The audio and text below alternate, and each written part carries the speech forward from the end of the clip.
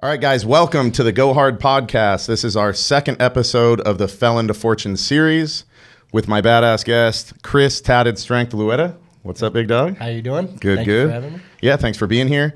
So, anyone that didn't see the last episode, the point of this is we're taking people that have had past struggles, legal issues, that have been able to take something positive from it and end up in a great place. And your story is a pretty dope example of that. The last guest kind of took their past struggles and went on to make a business, and that business is actually kind of what tied you into this story, which was the World Calisthenic Organization. So they took that and kind of translated it there, where yours, you were able to take your past and put it into an athletic outlet that kind of led you to where you are.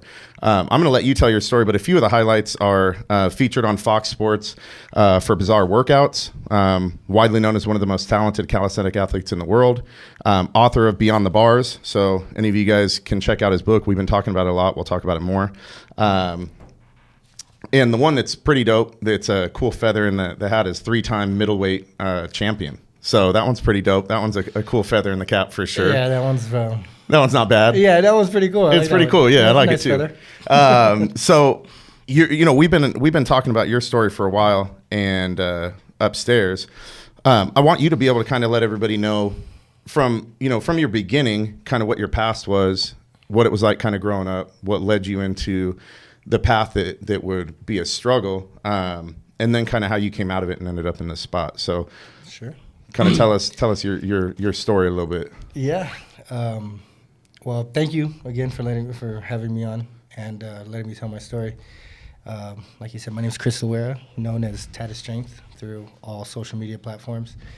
And my story starts as kind of rough. You know, it's not a pretty story in the beginning. Both my biological parents overdosed and died from drugs. My mother did.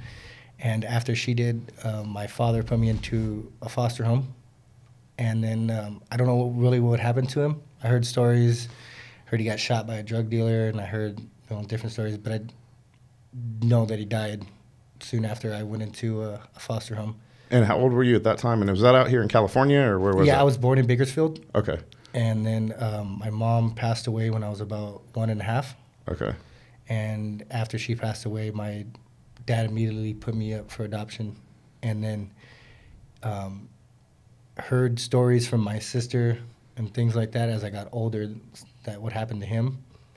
But I heard that he died soon after I went into foster home.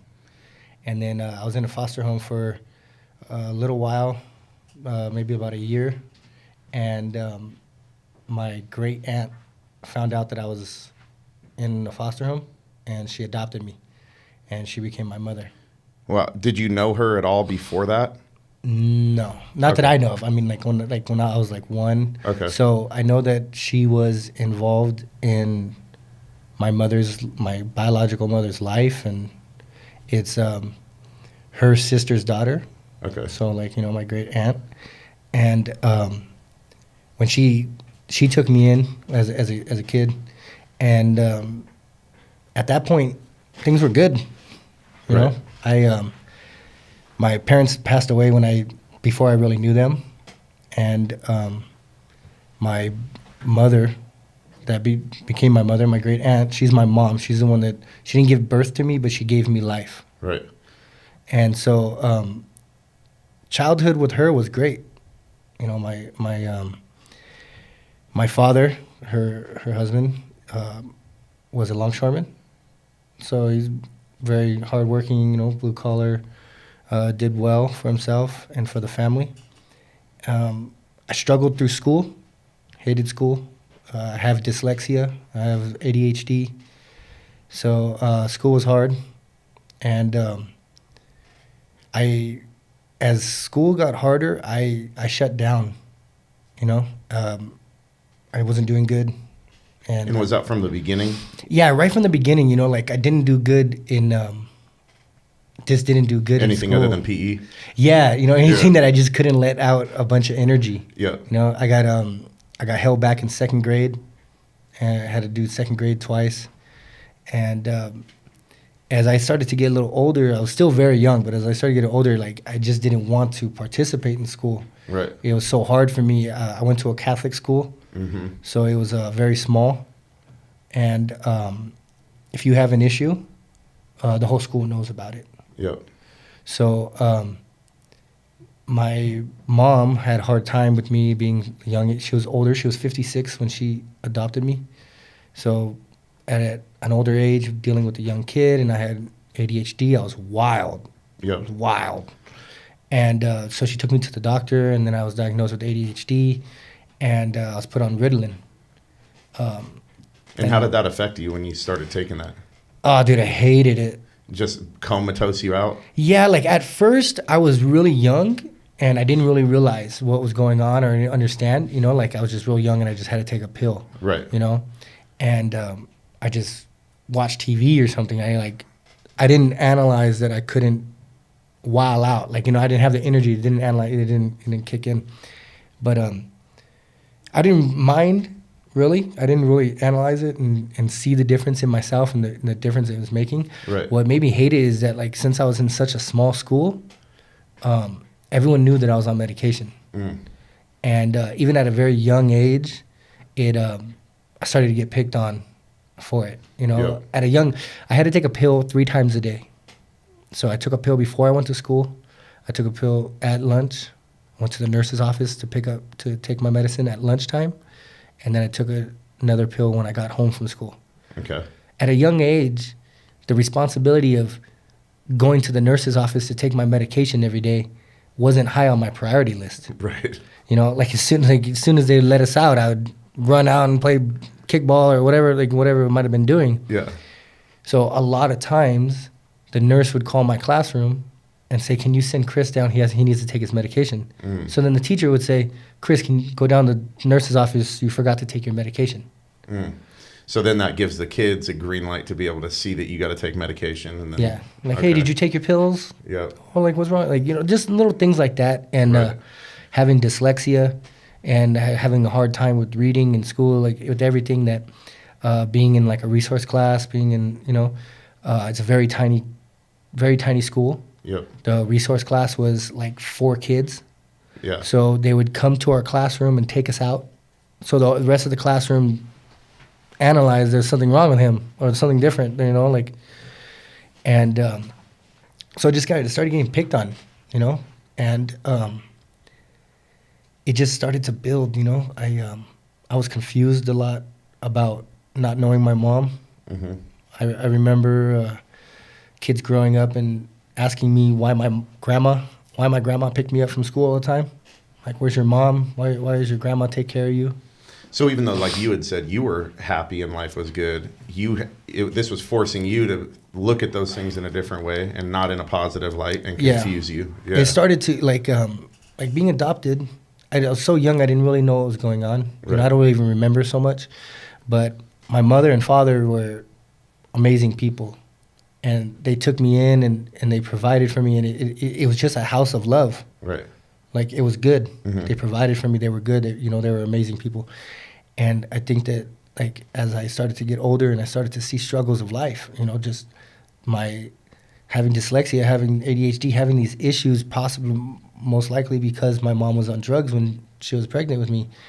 And so growing up, all of these little fractures in my chemical, like, you know, like it just started to show out. Even though I was so young and I didn't even know much, I just knew joy, right? Like, when you're a little kid, you just want to play and everything like that. But everything's good. Little things just start to, like, seep in, you know, like you get picked on, kids have bad days and stuff. But for the situation that I was in, that I had no mom, like my mom was not there.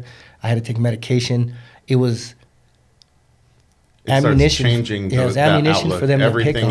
Everything isn't as hunky-dory at that point. Yeah. And then did you feel like you started, you know, your response to that, do you feel like that started to getting you more into a direction of frustration or anger? Or what was the outlet at that point? At that point, I kind of just, like, took it all in. Internalized everything? Internalized, and I was sad. You know,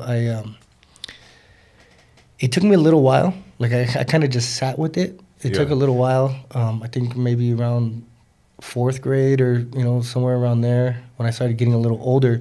I started to rebel a little bit more. I started to like fight and push back and things like that. And then I started to analyze it in a situation that I can control the situation with my anger, with my aggression.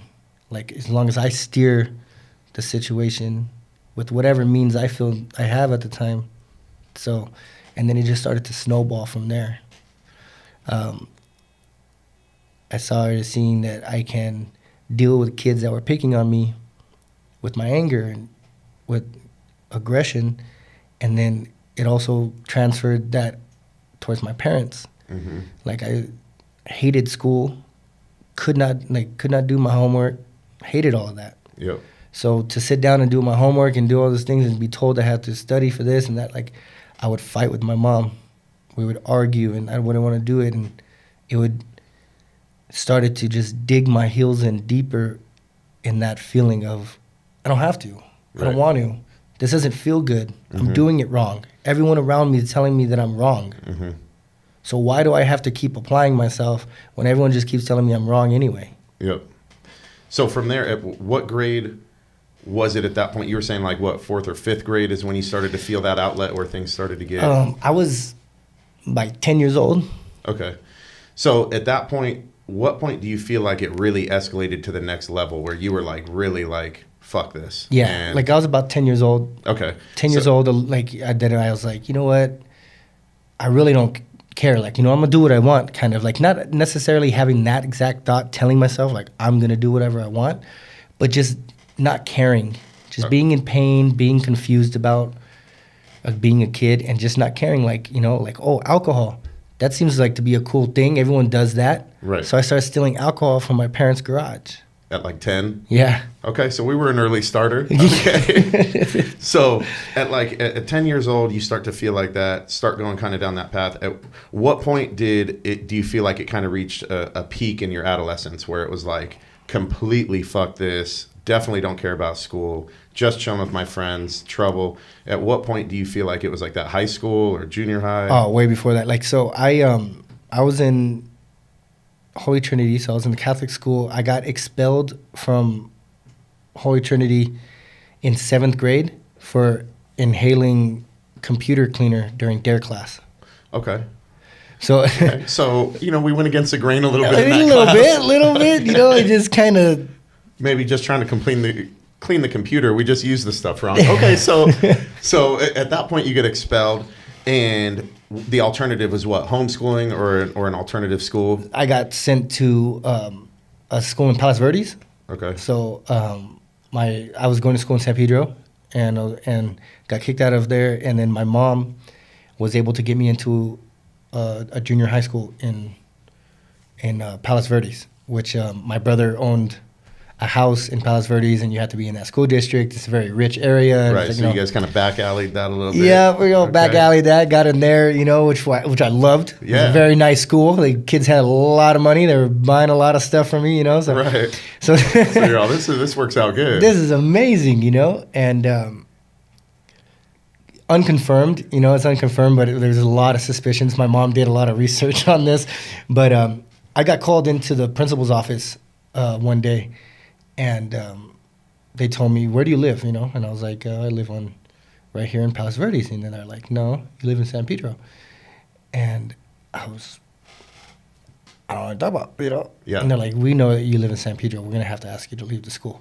Like, so they kicked me out of the school because they found out that I was from San Pedro. And it's unconfirmed, but it's believed that the principal from my Catholic school that expelled me found out that I was going to that school up there, and informed them that, like, hey, there's a kid that's going to your school that I just kicked out of my school. Wow. You know, so, but it's unconfirmed. It's never been, you know, but. Either way is, you know, I understand, obviously, the whole principle behind school districts and all that kind of stuff, but it's a little crazy to go out of your way. If a kid's already going to school, they're already there, they've used it. It's like to go out of your way to figure it out and kick them out doesn't seem like helping with the education of a youth that much. So. No, I just think that if that is the true story, because, you know, but I think that it was just because of what I did to her at her school or affected her that she was like, I got to get this kid a little bit more. Yeah. Well, so she did that. So she accomplished her mission. She got that. And I got kicked out of that school, and then I went to Dotson. Okay. which is like a public school in San Pedro. Mm-hmm. And at that point, is like it really turned up. You know, Holy Trinity is a very small school, Catholic school. I think that it was like holding back on my reins. Mm-hmm. You know, like I was already tagging. I was already part of the tagging crew, and so I was already messing up. But once I got out of that school and then I ended up in Dotson, I got introduced to more gang life. You know, like other taggers that their older brothers were gang banging, and it was just wow, a lot more fights at school. I got in a fight like my second day at school.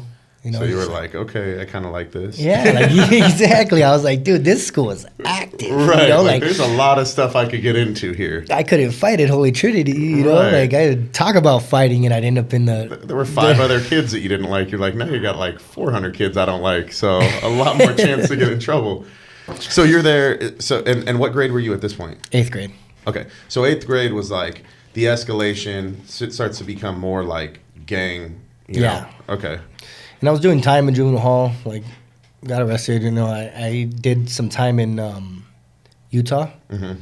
My mom, like I went to juvenile hall, and my mom didn't want me to continue going to juvenile hall and violating my probation. Mm-hmm. So she had come up with an idea to send me to a school, in Provo, Utah. Mormons. Okay. So you weren't loving that idea. I had no idea about the idea. Okay. They hired a service to snatch me up in the middle of the night. I didn't even know that existed. Me neither. Me neither. I was dead asleep, and this man woke me up, like shook me awake, and I woke up, and there was a woman standing next to him, and they said, "You're coming with us." Like, you're coming with us. And I was like, they didn't tell me anything. They took me to LAX. Like, I got up and I screamed for my mom, and they're like, your mom's not here. And they put me in their car. Both my parents' cars were gone. They put me in their car, and they drove away. And then I pulled up to LAX, and they still hadn't said absolutely nothing to me, dude. Like, I thought I was going to China to make Nikes for the rest of my life or something. Like, I had no idea what was happening. I thought I was being kidnapped. So what, they drop you off and just hand you a ticket or what? No. They took me all the way through LAX. Oh, wow. Took me to the gate. They met this other kid. They met another group of guys, and they had a kid. The kid tried to run away. Like, he was crying, and he was like, I need to use the bathroom. And I was like, yeah, I need to use the bathroom too. Maybe this kid got a plan, right? We're going to escape. And he's like sobbing and stuff. And then as soon as he's like, I need to use the bathroom, like, oh, okay, we'll go to the, like, this one guy's like, I'll take him. The kid just broke. Just took off running through the airport, you know? And like, before I could even do anything, the guy grabbed the hood of my sweater, and I'm just like, no, I'm not doing nothing. Yeah, like, I don't even got to go to the bathroom And I'm just thinking, like, go, kid, go, man. Like, get it, you know? Dude, they brought the kid back by his head. He was carrying him by his head. Like, he had, like, his arm like this, and it was wrapped around, like, his forehead, just, like, real tight, and his feet were kicking off the ground. Wow. So this is a legit service. Okay. I don't even dude, know. And it was LAX, dude. We're in LAX. This is before 9/11 and everything, so it's like... A little looser. Yeah, a little looser, you know. I was like, someone's got to help us right here, you know. What's going on? This is crazy. We get on the plane, though. We got on the plane, and the guy was like, once the plane started taxiing, he was like, oh, so I guess you're wondering what's going on and stuff. And I'm like, yeah. I'm like, what happened? And he's like, your mom and dad hired us to take you to Utah. You're going to go to a place to learn to be a better young man. And I was like, dude, you could have told me that, man. Like, this is crazy. Like, you know, like... I thought I was being kidnapped or something. Yeah, and they're like, no, well, like, we've been doing this for years, and over the years we figured this is the best system, you know. Like, the kids start crying, they're like, I'll be good, I promise, Mom, don't send me away, you know, like. Dude, this is rough. Dude, okay, like, this is like just not a normal little situation. Like, so they snatch you up in the middle of the night. This crazy hired service that steals people's kids that they don't want to get upset about having to go to another school, takes you on the plane. And so now you're on this plane, you know where you're going. And what happens? You end up at this school and... End up at this school, they tell me, like, you're going to learn to be a better young man. You know, they locked me into a room, and it started off just like jail. All my doors were locked, and I was only escorted to places, wasn't able to, like, walk like alone. And then you earn points, and as you earn points, you can get better statuses. you know, all the way up to hotel status, where you're no longer there, you stay in a hotel. Oh, wow. But you come to the school still and do the stuff. So you earn certain privileges and things like that. So Yeah. how long were you at that school for? Like 6 months. Okay. And so at that point, did you end up building up to a certain point so your parents let you come back home? Is that kind of how it worked? Or That's the idea. But I was doing good, but it didn't come to a place where like, wow, we're so proud of him that he's shown so much improvement that we're going to send him home. My dad's insurance ran out. Oh, okay. So we were close. Yeah. You know, like Right. So, I mean, you were still doing good, though. So we're going to say, so you had some improvement. Things were going okay. Insurance ran out.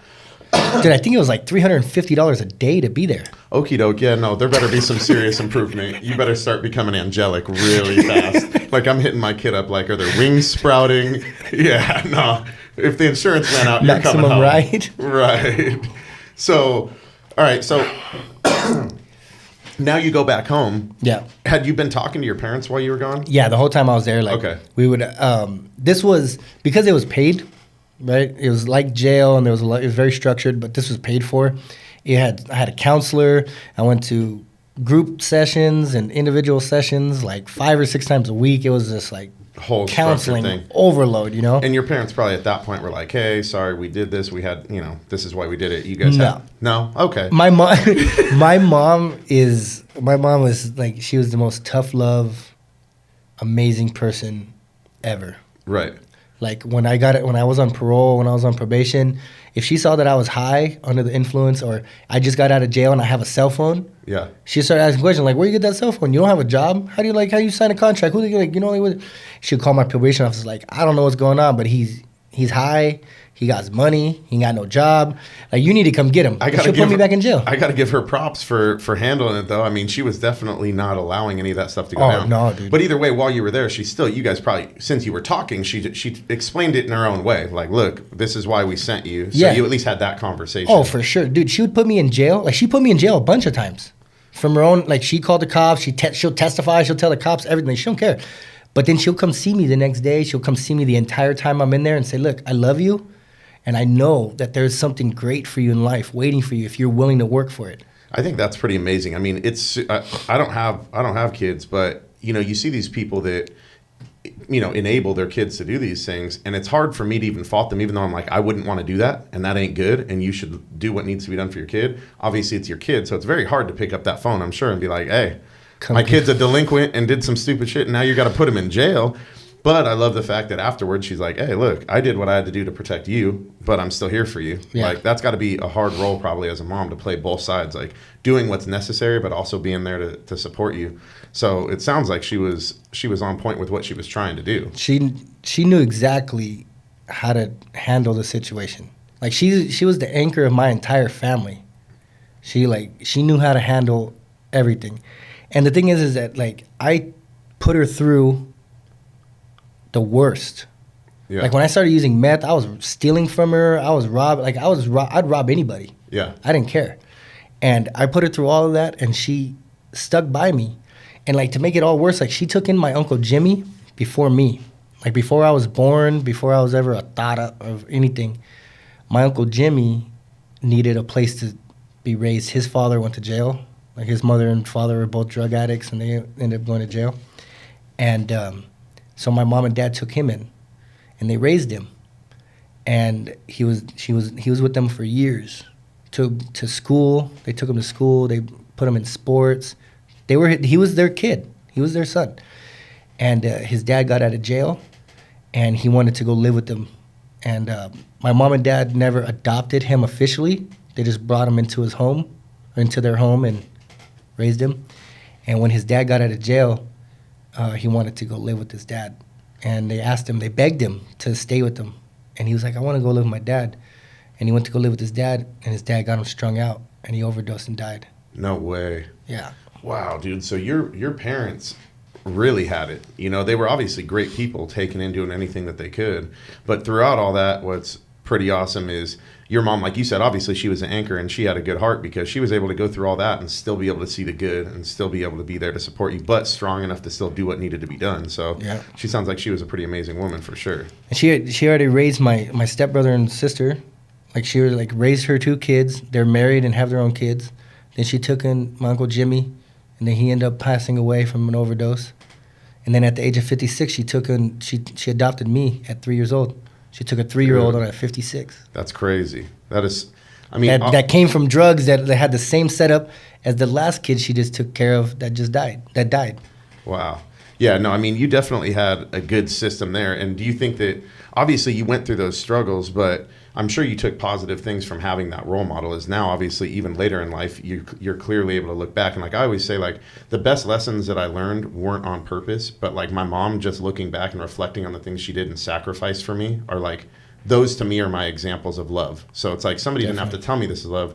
My mom took her shoes off in 6th grade for me to wear them, and she walked barefoot. Like at the time I was a punk kid that was irritated that I'm wearing my mom's shoes. Now I look back and I'm like, dude, that's a great example, yeah. you know? And so I'm sure for you probably take a lot of that stuff back, looking back at that now. Definitely. Everything, like my mom gave me the example of being kind. And if you're in a place of helping the next person, then you should do that. If you're in that position to be able to do that, then you should do that. Like growing up my whole life, I watched my mom help everybody in my entire family. Like my sister, anybody that like needed tires for their car, needed something fixed, needed to pay their rent, she would go to all my nephews' houses and clean their houses while they were at work. Yeah, I mean, those things are crazy. Like I said, look, at the time, we don't take a whole lot from it. You know, as you're a kid, you're going through your own stuff and focus on your own life. But looking back is, you know, you see parents tell kids to do certain things, but they really more emulate you than listen to you. You know, even if they don't emulate you at that moment, they're going to do it later. And so I'm sure you've taken a lot of stuff now that you're older and look back on those things, and those are just prime examples of how to conduct yourself and like the things that you want to probably aspire to do and be. Honestly, it's because of her and her example of her way she lived her life, of what I'm driving for today. Like we mentioned, you know, I'm 3-time world champion and I do sport, you know, like very much athlete thing. But with my book and motivational speaking and public speaking, it's a thing that I'm trying to help. Right. Like I've been through experiences and I've been hurt and I've done a lot of mistakes, and I'm just trying to share my story that if I can help.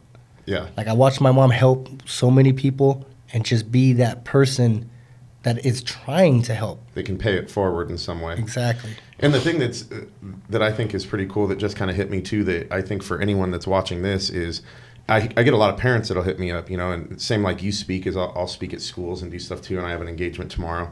And a lot of the parents will feel like they're failing so epically because the kid's not doing well right now. So it's like they're not obviously listening or following my lead. But one of the big things that you can be an example of that I just realized like I can be also is we took so much from our parents. We didn't do it at the moment. At the moment, we fucked up and continued to fuck up. But what I think parents need to realize is if you're doing those things for your kids, they are at some point going to look back and you're going to be their hero and they're going to appreciate everything you did. Even if it's not today, don't stop doing it because you think it falls on deaf ears. It's sinking in. It just might not come to the surface for 5 years or 10, or for me, it was like 15.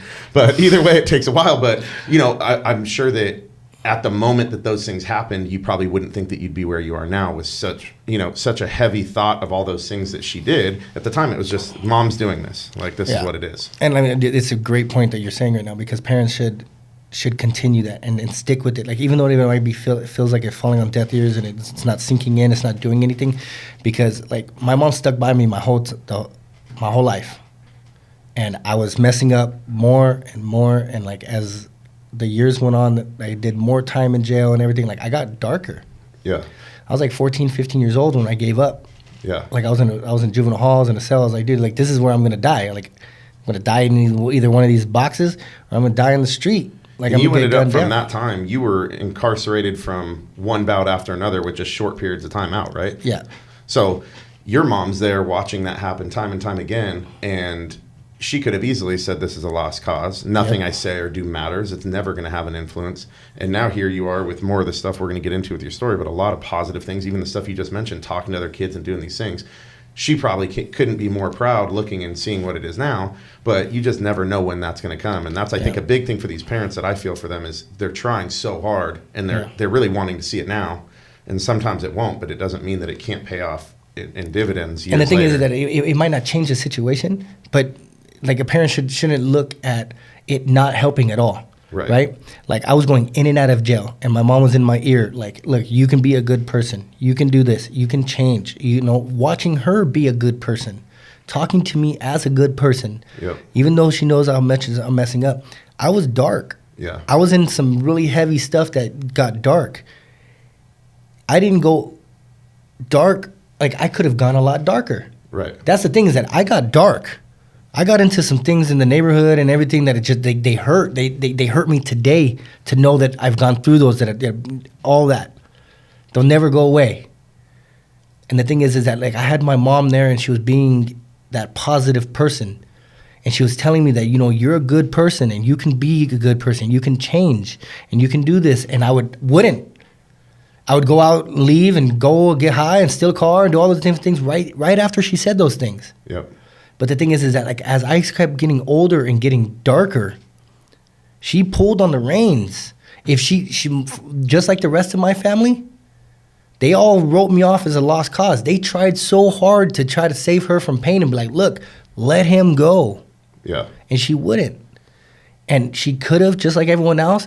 And I'm grateful for it because as dark as I got, as fast as I got, if she would have turned her back on me, for sure, I would not be here. I would not be talking to you. It would have ended a long time ago. I think that that's a good example for parents to look at is like, you know, it's like planting a seed. Regardless, is you're planting a seed and some things are going to sprout right away and some things are going to take years. But if you stick by it, those things eventually are going to come in some way. And that's what, you know, I think that a lot of the parents is, if they've had a kid like you or like me, it's like, man, like, what's the point? This kid, like you said, they turn around and do the exact opposite. As soon as I tell them to do something, the seed's planted. It hasn't sprouted, so I'm not actually thinking about it yet, but it's in there. And I'm going to lead by your example one day in the things that you've said.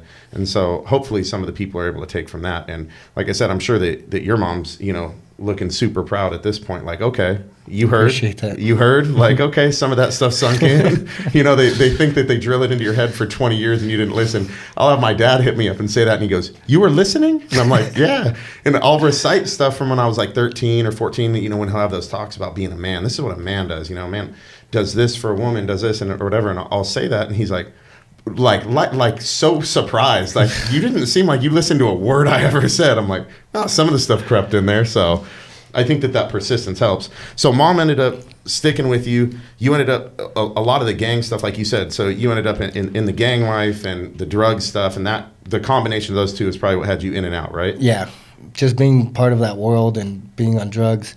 It started off tagging, you know. Okay. Being an adult now, like looking back at my life, you know, doing interviews like this, and I think that it might have been part of both my parents dying and not having my biological parents in my life. That I see it like, you know, I went after gangs, I went after tagging crews, I looked for family. Yeah. Even though I had a happy family at home, you know, I had my mom and dad that provided for me, that were willing to do anything for me, then give me as much love as I needed. And like you said, a source of rebellion a little bit too, Exactly. and a source of probably that community if somebody's going to fuck with you. Like, letting out my pain, you know, like I had so much pain. I remember like when I was I mentioned that kids would ask me when I was a little kid, like, you know, what happened to your mom? Yeah. And I started telling kids that she got eaten by a lion. Really? It's so crazy that you mentioned that, because it seemed like a natural response for kids when they're in that situation is to make a different story because they don't know how to deal with it. I had a kid I was best friends with that was adopted, and he said that his dad lived on a boat that had 100 rooms in it. And I remember telling my mom, laughing about it, and she said, don't laugh. Like, she was, of course, old enough to understand what had been happening. But that just reminded me of that. And as years went by, I looked back and realized that, yeah, because he was hurt, and that reality just seemed like a cooler story than the truth. And so that became the story. But it's probably crazy for you looking back and reflecting on those things now. When you're in the moment, you don't know why you're doing these things. I'm in a gang, I'm fighting, I'm doing these things. Now you're able to kind of, with more of a clear mind, go, okay, obviously I had some hurt from this. This messed me up. This had me confused. These kids bullying me, like all that kind of stuff adds up. Yeah, because I mean, I'm starting to analyze that now more as my life goes on now, because even when I stopped, or even when I was older, I could analyze the fact that I was coming from a good home. Right. I had opportunity. And I'm like, what am I doing? Yeah. But then I'd do it again. I think that's a stereotype a lot, too. I look at a lot of friends that got into a lot of trouble, and I think the stereotype is this kid that lives in a rundown house, the family's poor and mom gets beat up by the dad. And everybody's got this picture that lives in middle America of like, this is the person that goes to jail or ends up in a gang. Like you just mentioned, the real reasons are usually not having to do with that situation at all. It can maybe happen more in those neighborhoods, but it really is those outside factors that leads a kid to go somewhere else. It's not because the parents are bad parents. It's not because these other things. A lot of the time, it's those factors like you mentioned. It can be past hurt. It can be the bullying. It can be trying to find a sense of community or support in a gang, like other shit like that is what leads those people. It starts with decent intentions or a solution, and the solution just isn't real good. Yeah. And it leads to more problems. So for you ended up, so you're incarcerated for how long? Was from 14 to about what age was the last time that you were incarcerated? The last time that I got out? Yeah. 23. So you were 23 was the last time? When I got out, yeah. Okay, so you somewhere around 10 years, 9 years of just constant incarceration, right? Yeah. Okay. So at that point, like you and I were talking, is anybody that hasn't been in that type of situation is being institutionalized becomes kind of just a norm for you. I've had family members that do that, and it's like people now wake up and they brush their teeth and they go to their job and stuff, but when you're in set into a different pattern, getting out becomes very challenging because now you're having to create a completely different pattern. What you've been used to for that whole period of time is now not the same thing. So did you feel like that was challenging getting out? Like, okay, now I've got to get a job and I got to figure this kind of stuff out. Were those things hard to adapt to? I never had that mentality anytime I got out until this last time. Really? Like then this last time, it wasn't even really that mentality. Every time that I got out of jail, like I literally stepped out of jail with the mentality of an idea of pedal to the metal till I hit the wall. And back again? Yeah. Yeah. Like I would be a week about to go home, still in jail, and I'm already thinking like, oh, I'm gonna do this and I'm gonna rob that and I'm gonna do this, like I'm gonna get high. I was pedal to the metal till I hit the wall. So you didn't have to worry about the recovering from it because it was like, this is just my life as it is. Not only incarcerated, but when you get out, it's going to be more of the same. Yep. And what drove? So the last time, I mean, I guess that comes to the big question of after 9 years, 10 years. Like the people that I know run into those same patterns, but there's very, very few that break it and in a big way. And I guess that's kind of what part of the podcast is, is to how do you take somebody that's got these roadblocks and everybody considers them to be so valid, whether it's somebody that came from a poor upbringing, somebody that has physical disabilities, somebody that's been incarcerated and in this cycle that keeps most people in that cycle forever. What was it that took you out of that cycle after that period of time and allowed you to change your mind frame to end up where you are now? So the way that it happened for me is that I was talking with my sister. I was serving my last prison term, talking to my sister on the phone, and she told me that my mom was sick. Just mentioned it was like nothing big. She had like the flu or something, Yeah. And after that phone call, I got into a riot and went to the hole for about 4 months. And I was thinking about my mom a lot. Mm-hmm. Like I've been to the hole, I've done time, I've been doing time all these years and going in and out and all stuff. But I had this idea that I couldn't shake that I've never given anything back to my mom. Mm-hmm. Like I was in the hole and they take everything from you. You can't get packages, you're restricted, And having thoughts like, man, dude, I wish I can write my mom, get a package or something, maybe write my sister or my cousin or somebody, see if somebody will give me a package or something. And then I'm like, dude, I always my mom's always there. Mm-hmm. It dawned on me in a different way, I wanted a package. I needed something. I needed some deodorant and, hygiene products and some food. And it dawned on me I can count on my mom. Yeah. I knew that I can count on my mom all day, all the time. I know I've but my whole life. It hit you in a different way. It just hit me in a different way. You know what, dude? You're in a prison cell. The rest of the society and everybody look at you as scum. Yeah. And I can call this lady. I can write her a letter, get in contact with her, and be like, I need help. And she'll be like, how can I help you? And I would start thinking I've given her nothing. I have taken everything and given her nothing. Every time I got out of jail, when I would be, just like I told you, I'd be my mentality, pedal to the metal till I hit the wall. But when I'm talking to my mom, she'd be like, oh, you're coming home in a week. Or I'll be like, yeah, I'm not going to do drugs. I'm not going to mess up anymore. You know, just promising all these things that I know not going to do. And I would just take all that joy from her. Like, she would be so happy for me to get out of jail. And I would strip her from her joy, replace it with pain, and do it over and over and over again. Even when I would go to jail, I'd go to jail, get in a riot, go to the hole, can't talk to her for a while, write a letter, tell her I got into a riot, I'm in the hole. She's like, dude, this kid can't, he's in jail. He's in jail. They put him in jail while he's in jail. How do you get in trouble when you're in jail? You're already in trouble. I thought that was in trouble. So what's pretty awesome about that is I always say, you know, people always say, you know, do it to prove your haters wrong and all this stuff. And I just was never motivated that way. I don't really care if somebody doesn't like what I'm doing. I always said that I did it to prove my supporters right more than I did to prove my haters wrong. Yeah. And mine was always the same thing my mom was. I remember when I didn't graduate high school, and shortly thereafter is when I first got into trouble.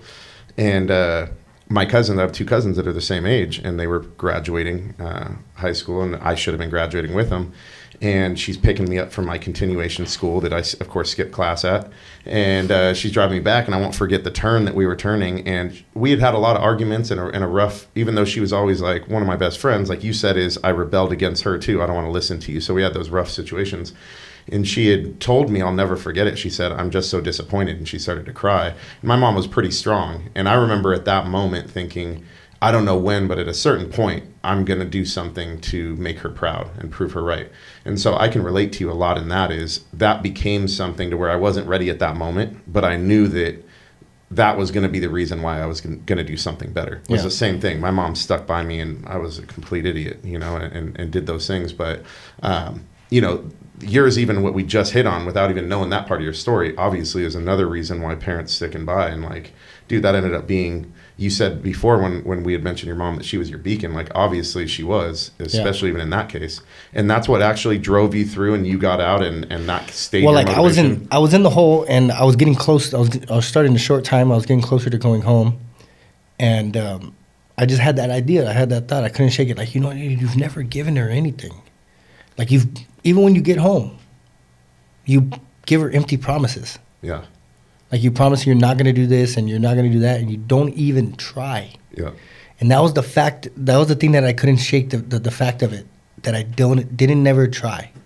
I told her that I wasn't going to do drugs. I wasn't going to go back to my neighborhood, and I wouldn't even try. Like someone called me, hey, I'm like, yeah, let's go. Yeah. I wouldn't even second think it. Like, you know, like I'm like, wow, how hard am I trying if it's the first instinct is just to say yes. Yep. And like so. I thought, you know what?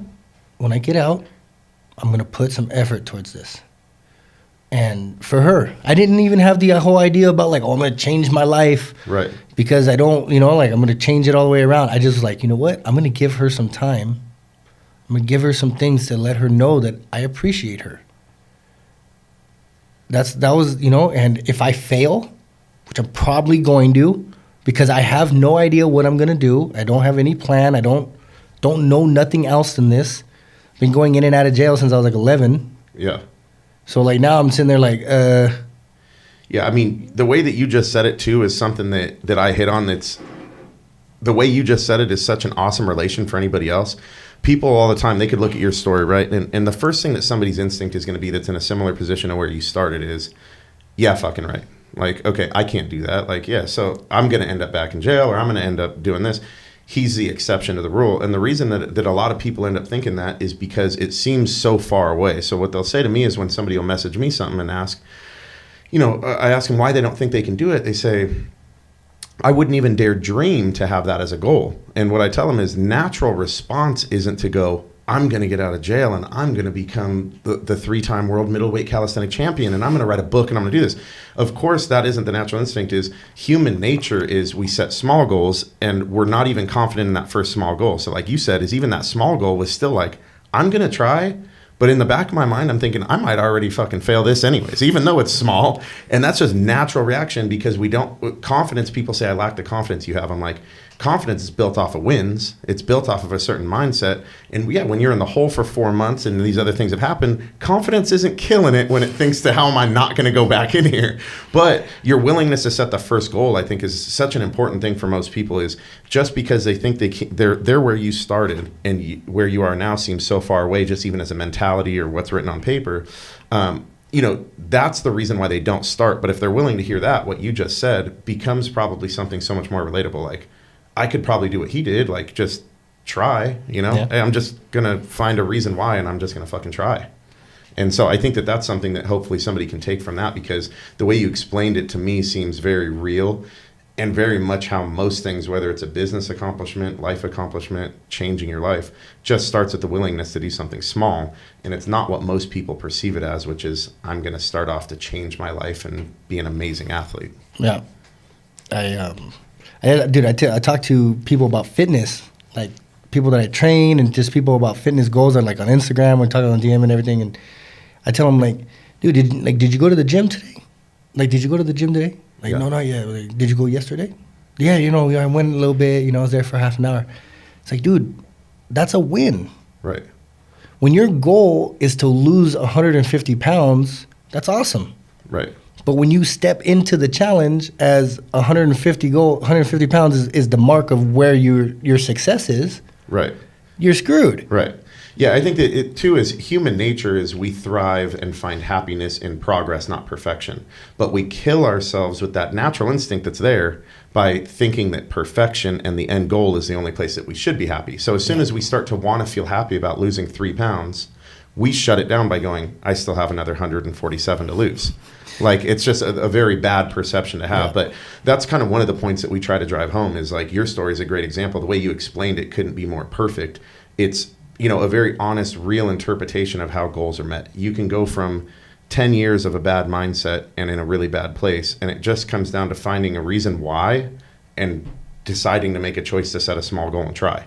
And it's whether it's business or a life change, it can be that easy. Yeah. And it at least gets the ball rolling. And you still might fail. But yeah, you still might fail. That's the thing is, but you shouldn't allow the fear of failure to stop you from taking that first step or right. the second step or sticking at it or restarting. Yep.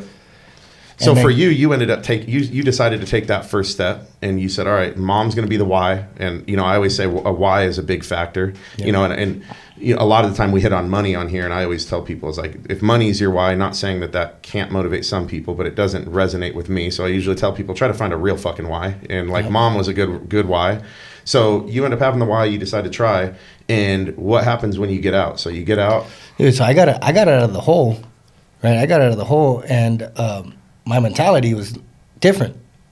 Like the seed cracked and started to bloom, a little bit. Yeah. And like I got out of the hole, I'm still in prison, but I'm still thinking about that. I started thinking more about the change, about the giving to my mom. And I started getting closer to getting home. And then I didn't go home. My date came, and I was supposed to go home the next day. Like, I remember being in my dorm, and I was sitting there, and I was like, told one of the homies that worked the yard at night, I'm like, hey, dude, make sure I'm on that wake-up call for tomorrow. He came back to the door, and he was like, hey, dog, you're not on the list. And I was like, dude, don't play, Yeah. He's like, dog, palabra, dog, you're not on the list. I was like, stayed up all night long, just stressed out. Like, why am I not going home? I'm supposed to go home tomorrow. Where am I not going home? They came and did the wake-up calls for people that were paroling and people that were, wasn't on it. Didn't go. Went straight to my counselor and told him, like, what? Like, why am I here? Yeah. He said, oh, let me check. Looked it up on the computer, said, oh, LA County has a hold on you. They're going to come pick you up on Friday. So something passed, haunting. Yeah, like that's what I was thinking. I was like, dude, like I was in Jamestown, California. It was like 11 hours north or something, Like, yeah. So the LA County is going to come drive up there and pick me up? Yeah. Dude, I'm freaking out of my mind. I'm like, dude, I'm never going to get out. Like, there's got to be something that serious that they're going to drive this far up there to pick me up, to take me back to the county jail, Yeah. So that stress was hard. Because the thing is that I came out of the hole with the idea that, like, well, you know what, I'm going to try. I'm almost going home.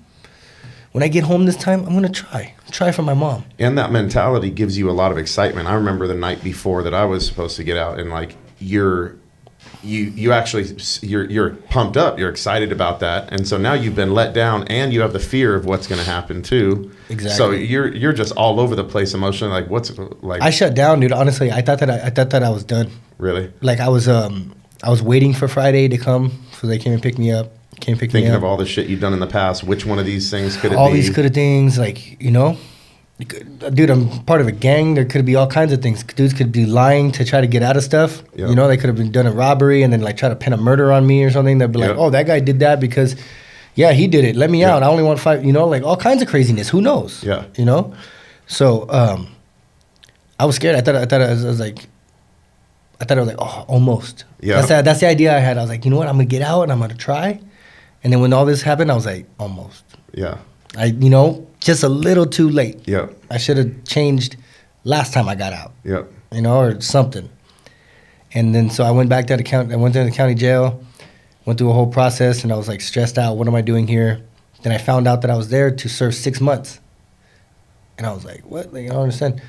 And so when I got busted for this last case, my last prison term, it was a grand theft auto, high-speed chase. I had a bunch of things in the car, but like there was a bunch of charges, right? Mm-hmm. But when I got arrested, they tried to hit me with like 15 years for a stolen car. Yeah. For a stolen car, they're like, yeah, 15 years. And I was like, 15 years? They're like habitual criminal act. They tried to hit me with the habitual criminal act because of my crimes. This was my third prison term. When I did my first prison term, I was out 19 days before I caught my second. When I got out of my second prison term, I was out 22 days before I caught my third. Dang. Like, so they were back pedal to the metal till I hit the wall. Right. For real. And then through so the they wall were looking, and keep going. they're looking, they look at me and they're like, dude, this dude has no he's no part of society. Right. So like they try to hit me with the habitual criminal act, which they can give you a large amount of time for a more smaller crime just on the fact that you're destroying society. Yeah. It's better for him to be inside there. Right. You know? So they tried to hit me with that, and I was like stressed out that I'm like, dude, I'm going to get a bunch of time, you know? And so it started coming down. I'm talking with my public defender and like negotiating. And then they came down to 5 years, and I told them I wanted 3. And my public defender was like, I can try to push for 4.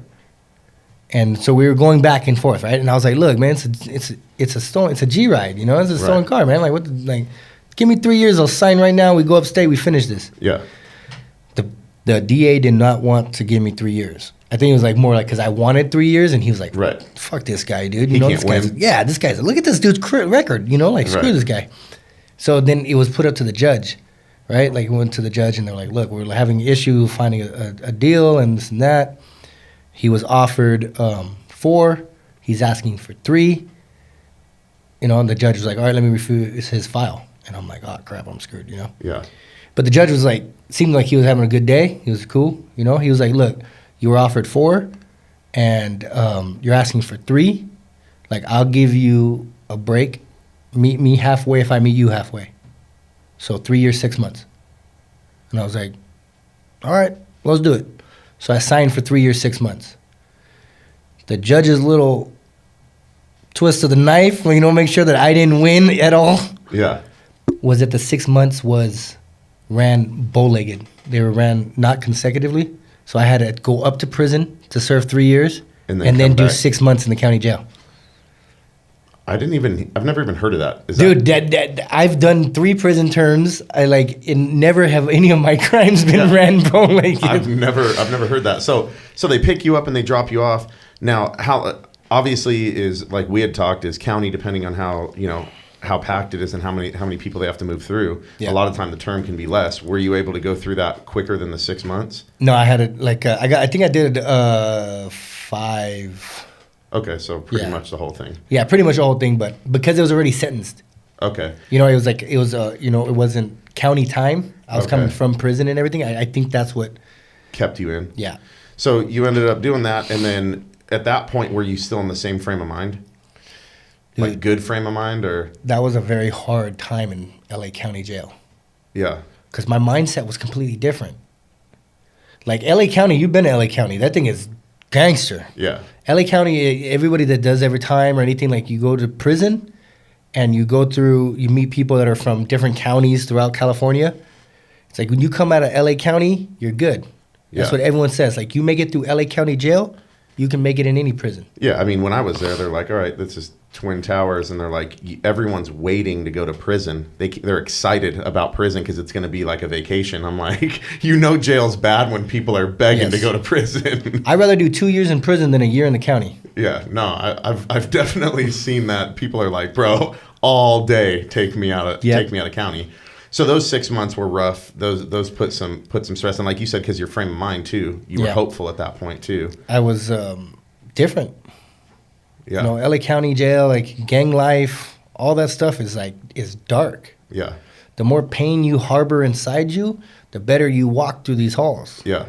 Because you're quicker to inflict that pain. You to deliver it to someone else. Yeah. No room for conscience. No room for conscience. When you start thinking about your parents and you start thinking about all this, that's when you see, those are the quiet ones. Those are the ones that are falling apart. They're the shell of a man. Yeah.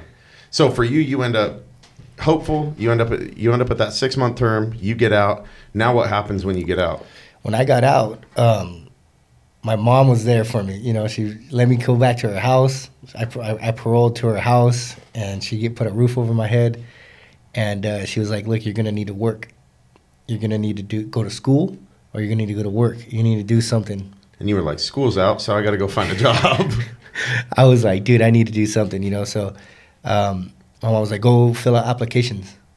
Go to Subway, go to McDonald's, go anywhere. And we were talking about how this goes, too. Oh, dude, that was the roughest thing because I was dealing with, like, young teenage kids. That are telling you, nah. Yeah, I'm running, dude, I ran buildings in prison, dude, you know what I'm saying? I'm like, dude, what are you talking about, man? Yeah. I had the whole hole, it was, dude, it was hard in just that sense, but it was really hard that I felt good filling out the applications because I'd never done them before. Like, I never filled out an application. I'm, like, filling this out. I'm like, okay. And I'm thinking, like, okay, it's not going to happen. I don't know, this and that. But at least I'm trying. Yeah, it felt good in that, right? That I was doing something, like, this is going to earn me money. Right. Like, I wasn't sitting in some car, like, watching somebody, like, I'm going to jack your car when you go in the store. Right. It made you feel like you were making a turn in the right direction. I was doing something right. Yeah. And my mom was going to be proud of this. Right. I would fill out the applications, and she was happy. Yep. I would go turn them in and get no callback at all. Like, I'm pretty sure they probably just threw them away. Yeah. I handed them to them. They probably just crumbled them up and threw them. Yep. I'm like... Yep. And that's why, like, we were talking, a lot of people, it's easy. What am I supposed to do? Sitting back going, hey, what idiots. Like, I went to jail and then went to jail again, and it's very challenging when you're a grown man that's going in to apply, like you had said, at Subway, and a 17-year-old kid throws your application away and tells you get out of here.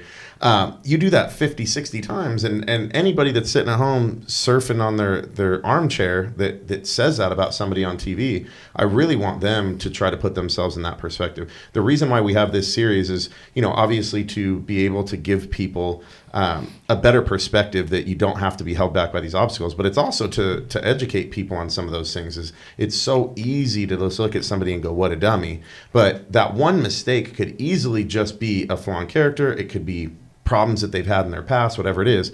But the second one is almost out of necessity because you can't get a damn job. So like I always tell people, I don't have any hate towards the police that arrested me. We've got a ton of police officers that are at our gym. Like, I was going to administrative justice classes when I got in trouble. I wanted to be a police officer. I obviously wasn't acting the part, but I got no problem with them.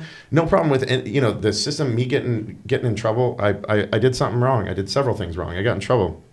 The one thing that I think is something that could use reform is when people get out. Is if I've paid my dues to society, I paid my time. Now I'm going to get out, and you're going to have this stigma on me that's going to prevent me from getting a job. Is it leaves so few outlets of positivity and so many of negativity. When there's a phone call you can make to a few of your buddies to make really bad fucking choices to make a few dollars, it isn't that these people are idiots. It's that they're left with such few options. And like I said, I encourage the people watching, think about filling out 60 applications at fast food restaurants that laugh at you. And get no call back. And do it again. Right. And then do it tomorrow and the next day and the next day. And everybody says, just go out and reform.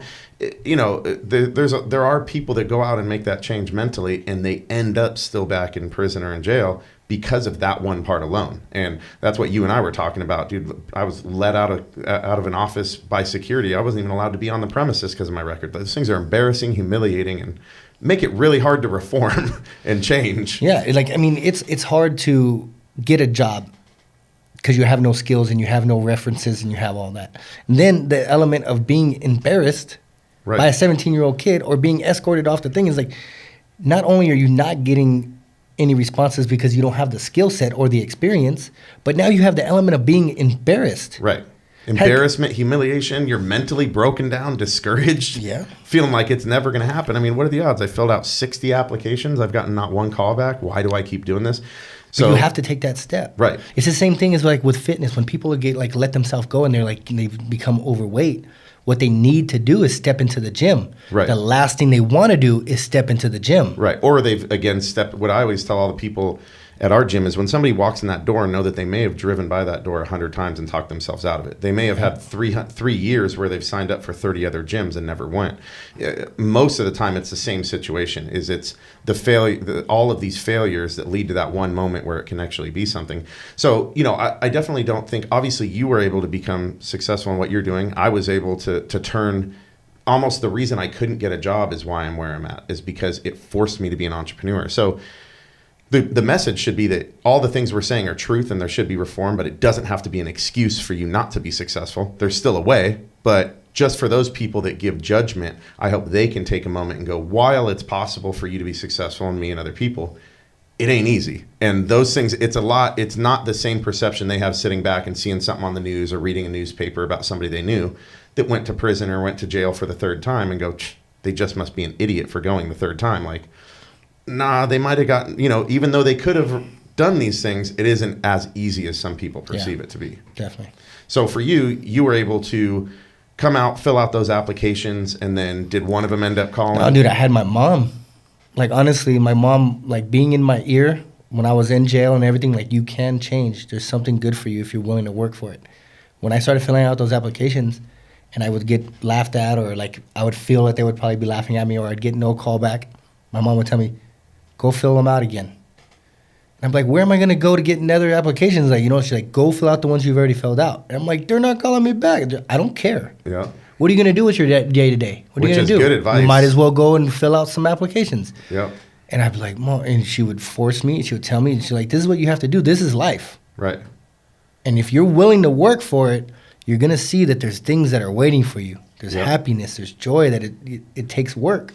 Which is good advice, because I've had people that come to apply for me, and the 3rd time, literally everything that I didn't like on paper, I still don't like on paper, but the fact that they showed up the 3rd time showed persistence, and I'm like, that enough, I just like you. Yeah. Like, you're going to show up again? I've already told you twice you can't have a job. Like, you're here for the 3rd time? Like, you know what, I'm going to listen to you a little closer. Yeah, there's a little more to you that I don't know. So Mom was still giving you good advice, so she ended up leading you back out. You're filling out those applications again, and then what ended up sticking? I lucked out.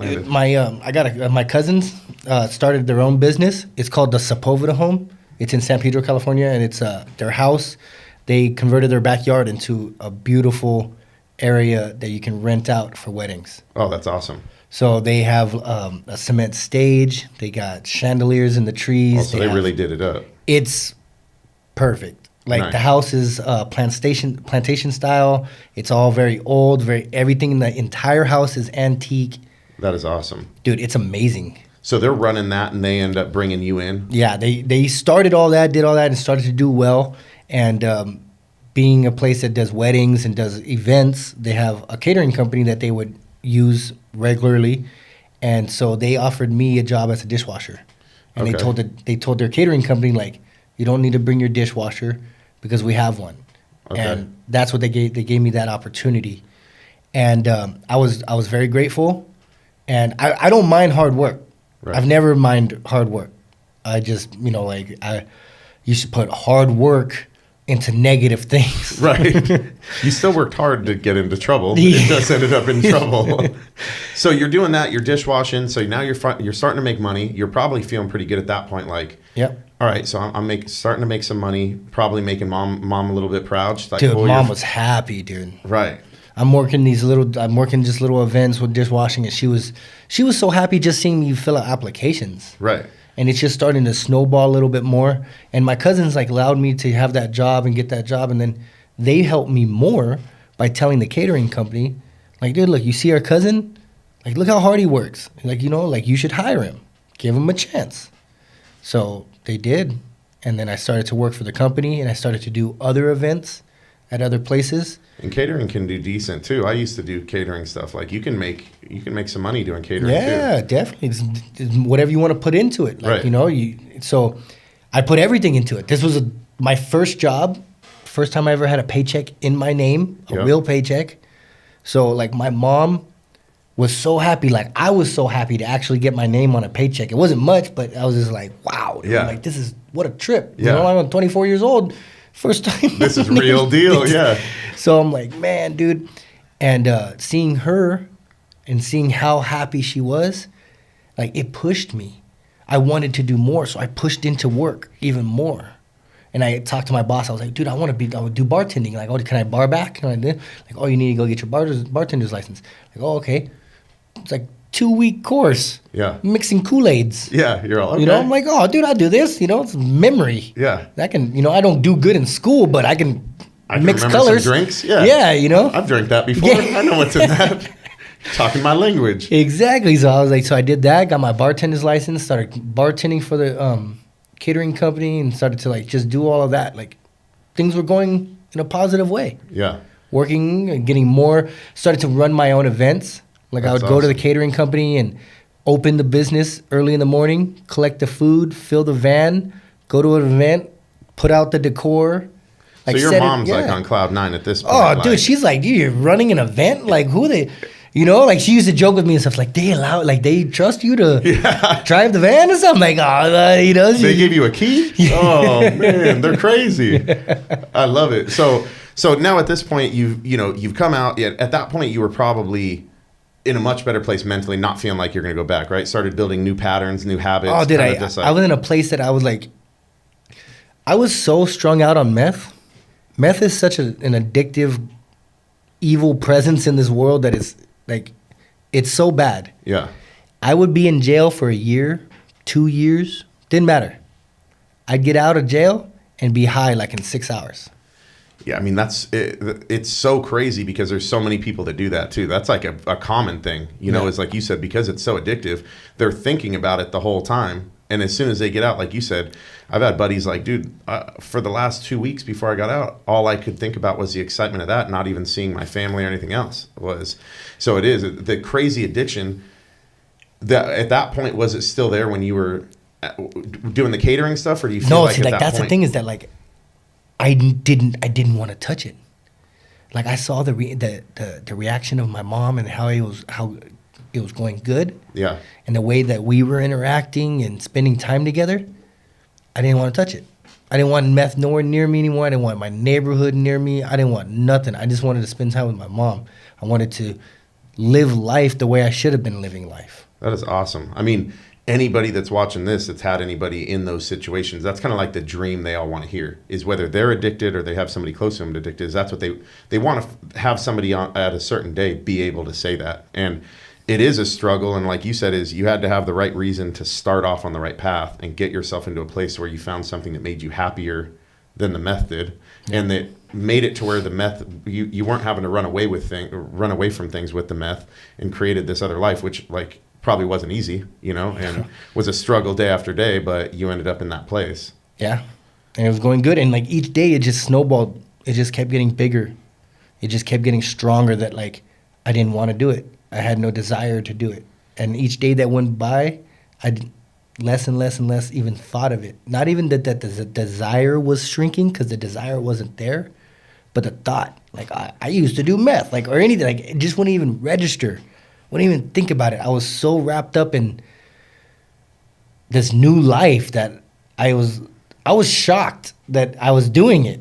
Yeah. That like you know, to get a paycheck in my name and go to a bank and like cash my paycheck and not be like, oh, I'm in the bank because my homegirl's trying to do some check fraud or something. And like, she's, you know, trying to do something like, I'm like. A very different bank experience. Very different. Yeah. You know, I'm in the bank like looking at the camera like, yeah, look at me. I'm here cashing checks. Yeah. You know, before I'm like, oh, shit, dude, they're going to remember me. A hat on.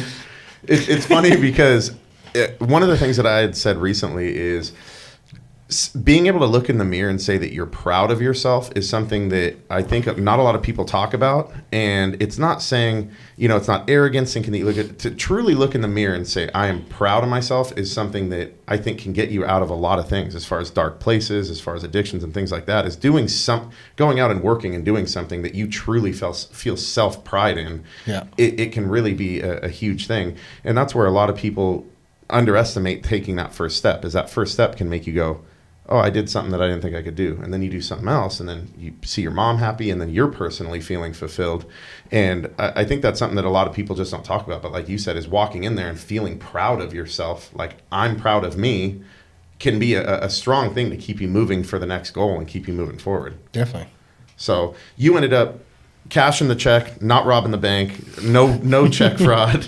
And then from there, you ended up, you and I were saying that you had kept running with that. Things were going good. And then you ended up in a place where you now were kind of struggling again, right? So I got out of prison in 2008, October of 2008. And things started to snowball. It was rough in the beginning, very slow. But things started to pick up, like I was saying, and things were going good. Very good. You know, everything was getting better and better. Like. And then in 2012, my mom got sick with cancer, and she passed away on my birthday. So that obviously, I mean, had to be incredibly challenging. She's the person that drove you, that motivated you. And now at that point, like you had said, is you took it pretty hard, obviously. Yeah.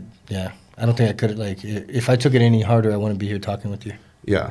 I mean, it's obviously a testament to the improvement you'd made over that period of time that you were even able to make it through that, considering that was your main purpose for everything. To get through that had to be incredibly hard, and you had to have built up some strength over that period of time to just be able to probably cope with that. And what kind of place were you at when you came out? And obviously you and I had talked that it led you into some new things, some new outlets. What place were you at when you kind of started leaving the house and trying to end up in that other place? I was dark. It was very, very bad when my mom passed. Like I've gone through a lot of different stages of depression. Being a drug addict, being a felon, going through all these mess ups and everything. I've gone through different stages of depression and suicide attempts and things like that. I got out of prison for the first term.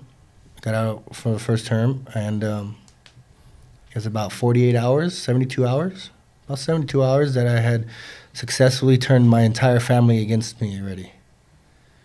My mom was still by my side, but nobody else. You know, it was really bad. In a matter of about 3 days, I was homeless, I had no money, strung out on drugs. My entire family hated me, disgusted with me, and I had nowhere to go. I felt like I ended up passing out, being like on a coming down from meth, and having no money to go back up or anything. Like my body was so exhausted from the 3 days that I've been up since I've been out of jail. Yeah. That I passed out on the library stairs in San Pedro, like just sleeping on the stairs of the library, and I woke up and I remember having the thought, like, dude, am I sleeping on the stairs of the library like a bum? Dude, I am a bum. Like, why am I not? I don't have a home. I don't have a house. I don't have nothing. I don't have no car. I don't have no money. I am a bum. Damn, dude, like in 3 days. Like 3, 4, like, you know, like, dang, like how fast is this? Like, where is my life going that this is, you know? Yeah. So that I decided to kill myself. I decided, like, dude, this is it. I've come to the end of the road. I can't do this anymore. And I ended up going to go get a gun from, like, the homie that, you know, and I put it in my mouth. And and I couldn't kill myself. Put the finger on the trigger, everything, and I couldn't pull the trigger. And you want to talk about being dark, about wanting to kill yourself? Put a gun in your mouth, don't do it. Then you're like, wow, dude, like I can't even kill myself. Like I was all messed up. So But you've been losing from my that mom- point, and this was Yeah, losing my mom at the point where like when she like that was like a Disneyland trip. Thinking about suicide, had a gun in my mouth. That was not even nowhere near as dark as I was feeling when I lost my mom. so you said that affected you for a long period of time to where you were basically kept to yourself for a long time, right? Yeah. I stayed in my room. I didn't really go out. I was falling apart. My family, they assumed and believed very strong that I was already back on drugs. They were just waiting for the time that I ended up going back to jail. I mean, obviously in your mind is that probably it was something that could have easily happened in the way that they were perceiving it. And the fact that you didn't is obviously a testament to the work you did while you were obviously out and the change in mentality. But I'm sure despite that not being the outlet, you were still at a place where you were just obviously really, really upset and you're falling apart. You said you were inside for what, like 6 months, 7 months, like severely just kept to yourself, not doing anything. Thinking about suicide and just, falling apart. Just like physically, not eating, not sleeping, mentally just thinking, dude, I could not shake the idea that I just wanted 5 minutes with my mom. Yes. I just wanted to talk to her for 5 minutes and thinking about the years that I threw away in jail and being on the street doing drugs and running around in my neighborhood. Years of time I threw away. Yeah. And I just wanted 5 minutes to talk to her. I mean, those have got to be the hardest thoughts, and they're the ones that, the saying is you don't know what you have until it's gone, is something that hopefully people can take from this too, is go hug your mom, go hug your dad, because those things, I think those are a natural thought that happen when you lose somebody, is those 5 minutes is something that you would do anything for. And you hear people say that, like, I'd give everything I have for 5 more minutes. Yeah. But, we should remember that, while they're here too. And I think for you is probably something that hopefully you're able to look back on now is towards the end, you did so many things right that hopefully, in that moment, it didn't give you a lot of solace, but hopefully now it does, where your mom got to see you become more of the man that she wanted you to be. So I think that's kind of what most of us want, is even though we're always going to want those extra 5 minutes, I think a lot of us want to be able to say that at the end of the time, whoever we cared for was proud of us and cared for us and things like that too. So I'm sure that you ended up having that to where she was at least seeing you in a good form at the end. It is everything to me to think about that period of time from October of 2008 to June of 2012 was like a great period of my life. It was such a difficult period of my life that I just got out of jail and I was trying to find a job and I was going through all these different things. But like, when you're a kid, your mom's there and your parents are there and you're going through it and you have great memories. But you're a kid, you don't really understand. It's just playtime. Yeah. You have great memories, not to like minimize those in any way. But in 2008, I was a grown man, and I known what I did to her, and I was able to tell her how much I loved her, and I was able to thank her every day for a good period of time. That I was grateful for her. Yeah, I mean, that's amazing that you had that, and I think that nobody ever wants to lose somebody that you care for, but I think that being able to do it in that way and have those opportunities is a huge thing. The opportunity a lot of the time is somebody's taken from us at a bad time or too soon, and we're unable to say those things or show them the person that we want, or they've always wanted us to be. So you had that, but like I said, in that moment, you're so overwhelmed by it just being upset that it's hard to focus on those things at that moment. All you're focusing on is those extra 5 minutes. Yes. What got you out of the house and into this new outlet? So I had an idea about going to the gym. Like when I was in prison, I used to get stressed out.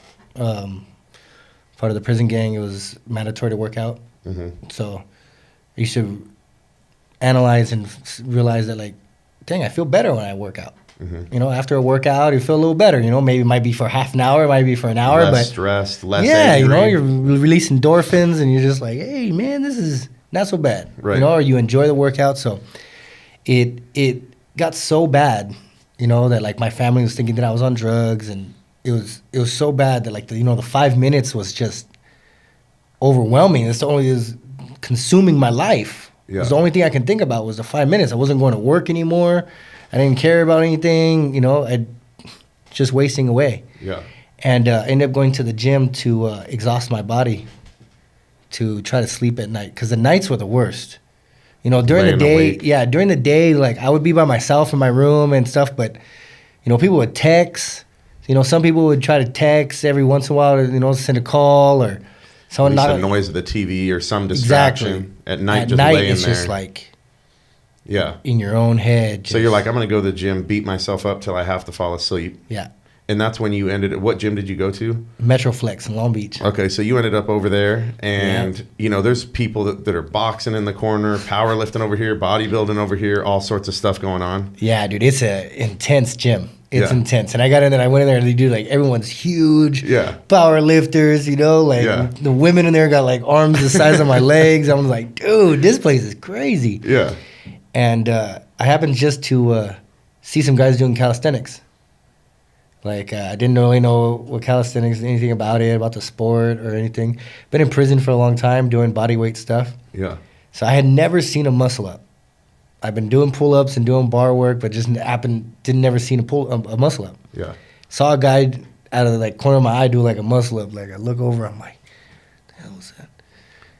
Dude pulled a bar to the hip, and I was like, whoa, damn, that was crazy power, just explosive. And then he was like, whoop, whoop, whoop, whoop, and he started repping them out, and I was like, oh, dang. Yeah. And he got down, and then the next guy ran at the bar with like authority, grabbed it, muscled up real hard, and then 360 caught the bar. And I was like, So now it's got your attention. yeah, I was like, dude, I wasn't like, what is that? Yeah. And they had my attention. You go to the gym, you see a lot of things, you're like, what is that? Yeah. And you kind of get that, what is that? Like, Yeah. not like a whoa. Yeah. So I got the like, whoa, and I'm literally just standing there with my eyes out of my head, like, dang, that's crazy.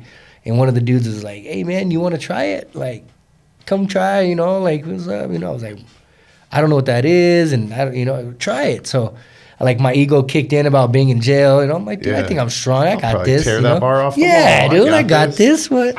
Got up there and nope. Yeah. I was coming out of a depression, like I haven't been working out. I couldn't even do a pull-up, You had one meal in 3 days, like living on 4 calories. I'm over here in my mind. I'm thinking about like when I was in the middle of a prison term, working out like an animal, Right. And then I get all on your the meals are 90% carbs at that point. You're nothing but fuel. At this point, you're just withered away. So Yeah. you're struggling. Yeah. But by the time that's over, that kind of gave you a taste for it. You at that point were interested. Yeah, I was like, dude, this is cool. Yeah. And the guys were cool. Right.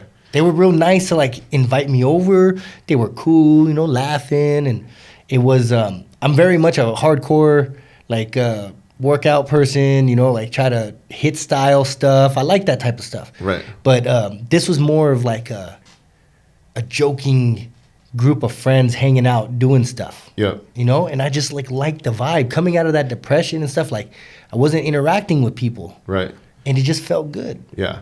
So now you find this group of people. It's cool. They're doing interesting stuff that's giving you a new challenge, something that you're probably afterwards thinking about. How could I be able to do that? So it's giving you something that now you get to focus on. Yep. So now you end up meeting up with these guys again. The first time I just talked to them a little bit. They took off. Then I ended up going back to the gym just in search of trying to run into them. Okay. It took a couple of times, but then like when we ran into each other again, they invited me out to Venice Beach. Okay, dope. So you ended up out there, and the crowds that go out there, anybody that hasn't seen, like those dudes, they get out there and they do some crazy stuff. Yeah. And it's a ton of energy. Even from a distance, it'll draw a crowd. People will come over Definitely. and check it out. So you're out there, those dudes roll out, they start hitting it, and at this point, that's your first lengthy period of time to do any bar work, right? Yeah. So, and the guys are helping you, trying to show you technique and stuff like that? Yeah. So like the first element of it, like just seemed like, oh wow, that was pretty cool looking stuff. Like at Metroflex. Yeah. Like I was already intrigued. And the vibe of it all, like being so dark, being so depressed, it just felt good. So then being at the beach, it was 100 times stronger. Yeah. Because this whole group was a bigger group. All the guys came out. Everyone's still cool. And then just the boardwalk. Yeah. People were like, whoa, whoa, whoa, and they started to bring in and like, how you do that? And they started talking, and it's just like, it was overflowing with positivity.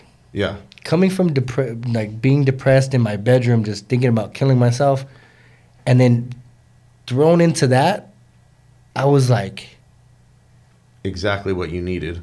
I wanted more of it. Yeah. You know, like I'm a drug addict. Yeah, you're all, this This is my felt new addiction. good, man. Yeah. Give me more, Yeah. you know? I'm high on this right now. Yeah. I'm like, dude, let's take another hit, you know? I love it. So So- these guys, you end up training, you know, and they're there for like half days at a time. So you were there for probably a while. Yeah, we were Train. there. They told me noon, but they showed up around 3. I So got you there got a around tan 11. beforehand? Yeah. I was real good in red. Yeah. We went till sundown, and I remember having the idea, like, man, like, we're leaving now? Like, you know, this is it? Yeah. And I'm like, oh, we'll do it tomorrow, you know? And just having that idea, like, I want to do this tomorrow.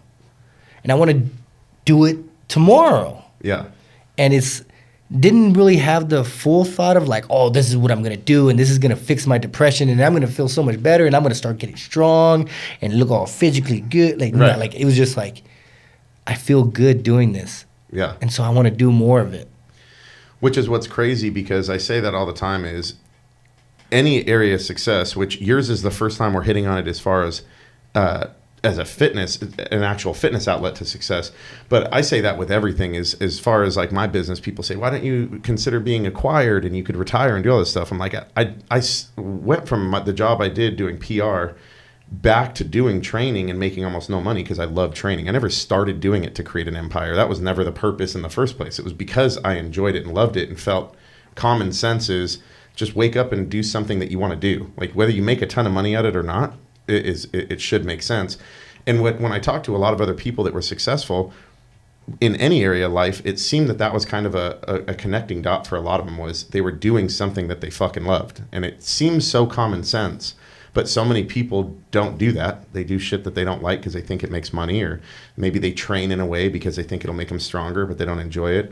And I think that's a missing element. Like for you, like you said, is it wasn't about making money, or it wasn't about being a 3-time world champion. It was about doing something you enjoyed. You wanted something that you were looking forward to doing tomorrow.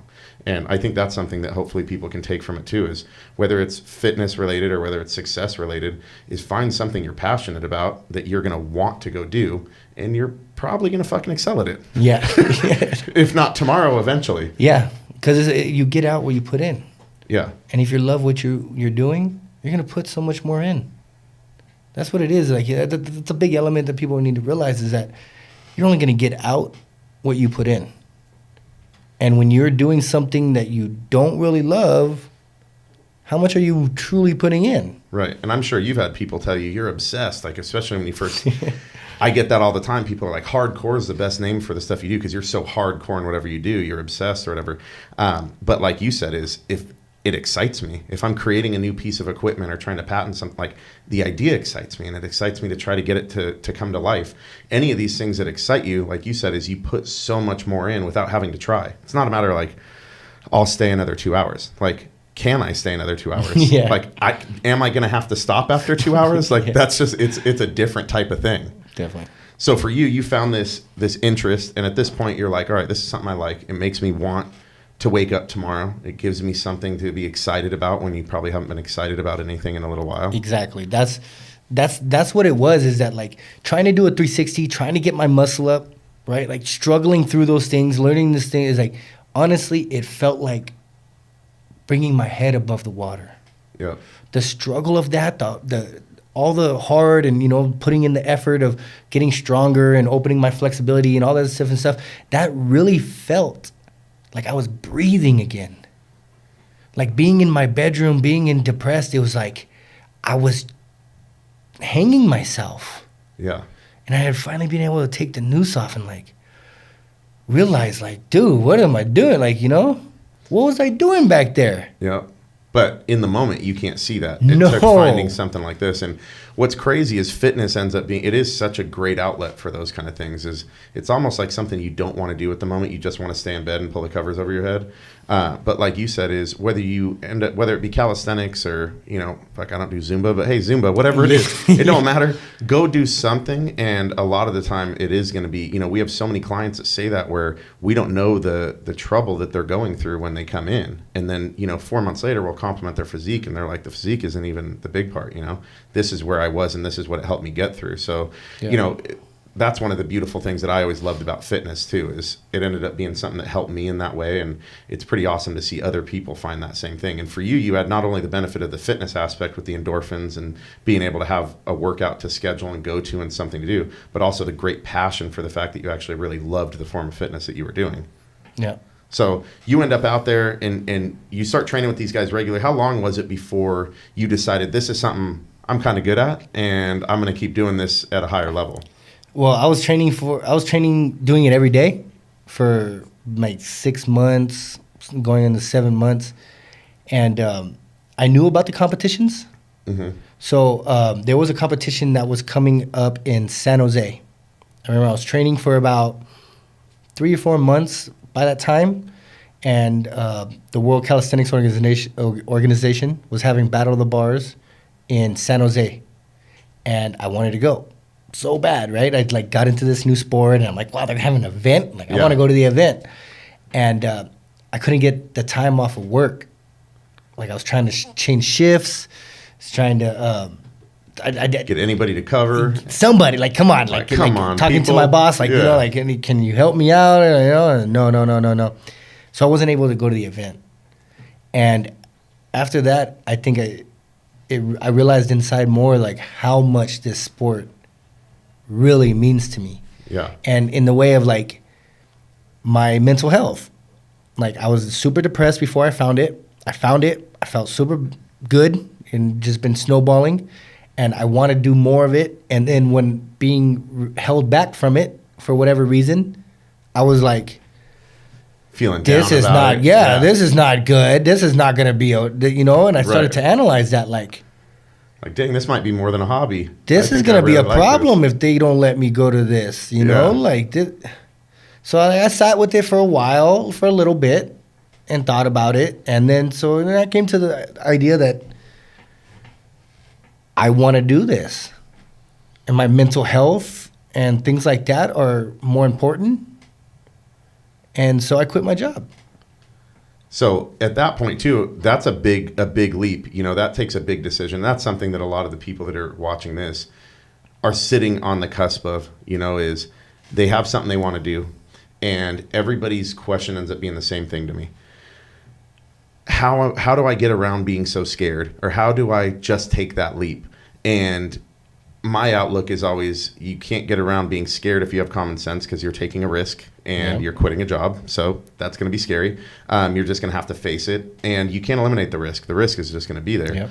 Yep. You know, what advice would you have for those people at that point? You already knew that it was hard to get a job. With your background, anybody that's watching and the other thing that you've said, you knew that it was going to be hard to get another one if this didn't work out. So your risk was huge at that point. What was your mindset on doing it, and you know, what could somebody else possibly take from that in that situation? I did it because I wanted to. This is what I wanted, and this is what it is. And I was scared, right? I was scared, like, dude, I'm going to lose my job. I don't have no money. How am I going to get another job? When will I get another job? Like, I didn't care. I thought, the only thing I thought about in that aspect, I can do it. I came out of prison with years of being a criminal and went to application after application after application of being laughed at and being not called back and not getting an interview, not getting anything. And then I got a dishwashing job. And then I became a server. Then I became a bar back, then a bartender, then an event coordinator. Like, I started doing my own thing. Then I was like, I'm done with this. This is what I want to do. And if I need to, I can, because I have. And I can't even stop smiling, because the answer is honestly the best answer ever. you simply said, because I wanted to. I mean, it really is honestly really the reason why you should just do anything, you know, is the answers can be long and they can be dissected and they can be, you know, convoluted in different ways. But really at the end of the day, if you want to do it, you should just go do it if that's what you want. I love the answer because it's literally the best answer to it is, do you want to do it? Yes, go do it. Yeah. It's the best answer. No one's holding you back but you. Right. Yeah. I mean, because there's 50 ways that I can break it down and go, well, what about this and what about that? But at the end of the day, like, you want to go start a cupcake shop? That's what you want to do? Go start a cupcake shop. That's like, exactly what it, like, you know, you can explain why to do it, why not to do it, how to be smarter about it. Right. But what does it boil down to? You want to do this. You want to do it. You have one life. This is what you want to do. Go do it. Exactly. Doug, I love that answer. so simple. And you said it just with such confidence, like, because I wanted to. Like, and it really is. I think more people should worry less about, am I going to fail? Will my parents approve of this? You know, all these other things. When at the end of the day, if you could just boil it down to that simple fact of, this is what I want to do with my life, so I'm going to do it, and nothing else in between happens. Those thoughts connect. I think a lot of people would be willing to take the risk. Yeah, definitely. So, okay, so you decide, all right, this is what I want to do. Fuck it, I'm doing it. Yep. Quitting my job, I'm going for it. Yep. And at that point, you started hitting each competition, or how did that change things? At that point, I started to study. A good friend of mine, Kenneth Galarzo, he gave me a NASM book. Okay. Started studying for my NASM certification, and he was like, "Look, dude, just do this." You know, I had already been studying for the book. Like, I already been studying it a little bit, and in the first time I looked at the book, to, you know, it was more of an idea of understanding the body more, to try to turn my training up. Yeah. And then when I was thinking about, like, oh, dude, I don't want to do this job anymore, and this job is keeping me from what I want to do, Ken was talking to me about this, about training and stuff, and he's a trainer. Okay. So he just, as an example, I was like, you know what, like, quitting my job because it's holding me back from what I want. Yep. Right? Like this one competition is what really, you know, like, there was a lot of little things that, like, I had to go to work and I wanted to train, right? And, like, it was annoying, and it was already, like, chipping away at it. I would be doing handstands at work. I love it. Like, doing pull-ups in the back of it, like, you know, just doing reps and stuff. All my coworkers used to, like, get a little kick out of me. Yeah. Well, all of us fans are thanking all of your old coworkers for not covering for you, so that you couldn't go to that, so that you quit the job and became the badass athlete you are that entertains us now. So all of you guys, thank you for not covering for him, because it made him have to quit and be a world champion and do awesome stuff. So it's been a crazy ride my entire life, you know, this story and things like that. Like you said, you know, like, little things that just kind of lined up that quitting my job would have been something that, like, easily avoided, you know? Yeah. Once that competition I was unable to see that competition, I felt something inside. Like, you know, I felt let down. I felt saddened that I didn't see that event. And instead of, just like everything else in life, like, I would do, like, oh, well, that's life. Right. You don't get to go. Right. Because that's life. And you're like, it's not going to be my life, though. It's not going to be my life. It might be your life, but my life, I'm going to go to all of these. So. Exactly. That's when I was like, and the thing is that, like, dude, I've lived on the streets. Yeah. You know, I've lived on the streets, been in prison, no money, drug addict, suicidal, all of that. Yeah. And I wanted to do something that made me feel good. Yeah. And all of the other things that were in the back of my mind, I was like, dude, you're going to lose your job. You might not be able to pay your car note. You might not be able to do anything because you're deciding to leave your job. Yeah. And I've been there.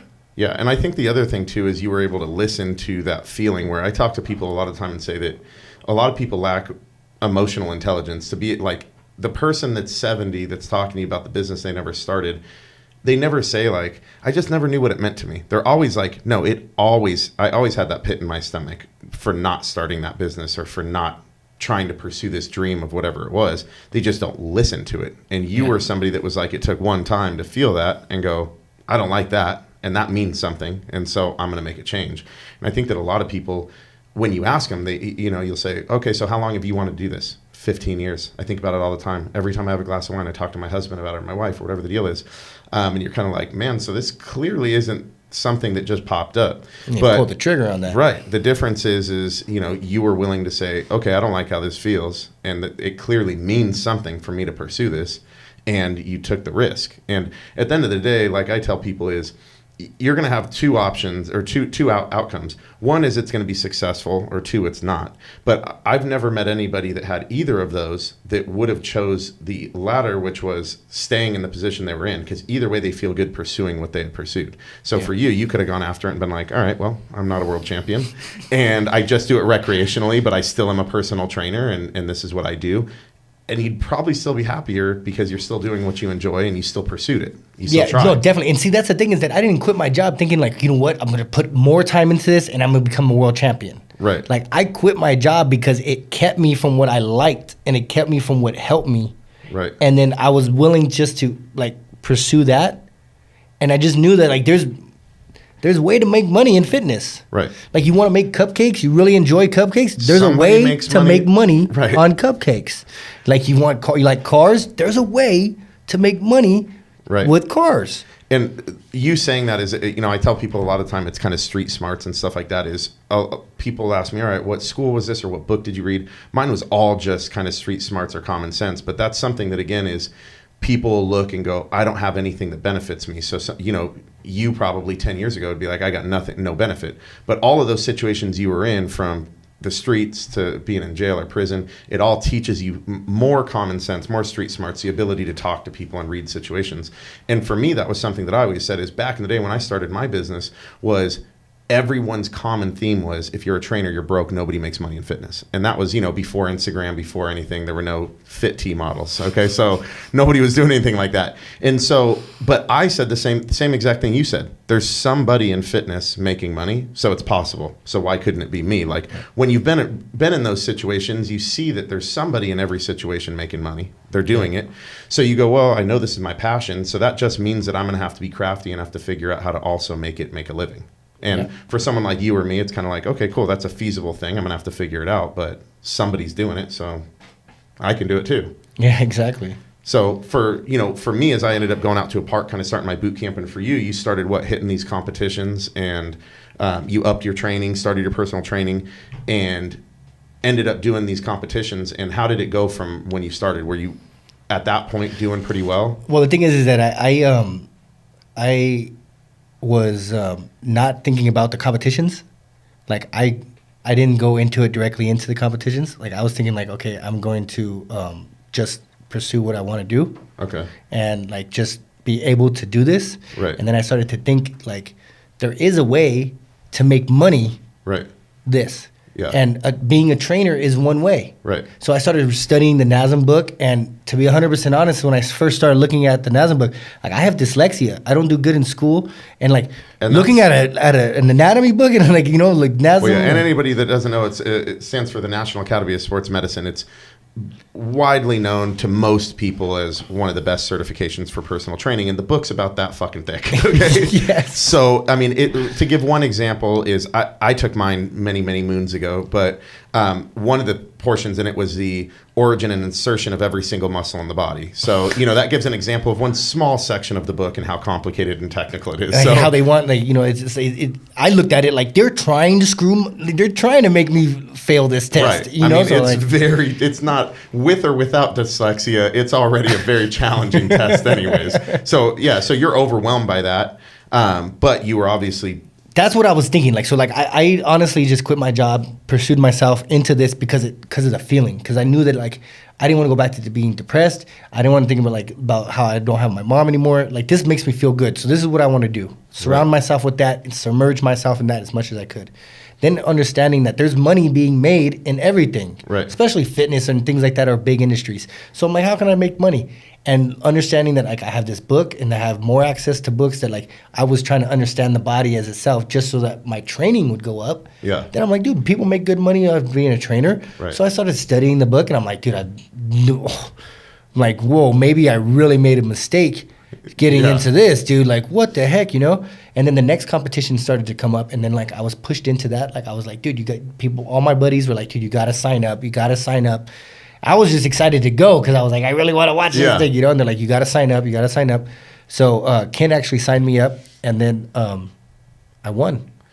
So at that point, you were like, okay, I'm not bad This at is it. I'm becoming a trainer. This is it. This is game over. This is the first time I've ever been to a fit expo or like a fit event. Yeah, and anybody that hasn't seen any of the bar stuff at the Fit Expo, you probably haven't been to the Fit Expo because it's got the biggest crowd. And are we able to put some of the stuff up there too? Why don't we put up some of his stuff too? So it's pretty crazy. We had put on one of the last episodes the guy we told you, Swaggy. Was that the same competition? Did you compete at that one where he busted the bar? I judged that competition. Did you? I was there. Okay, so yeah, you were one of the people gasping like, oh, okay, I think he's gonna break in half. It did. So, dude, because the thing is that he was going for that move, and he does so like he's so close to like nailing it, and then so he like really made sure that he was close to the bar so he could grab on.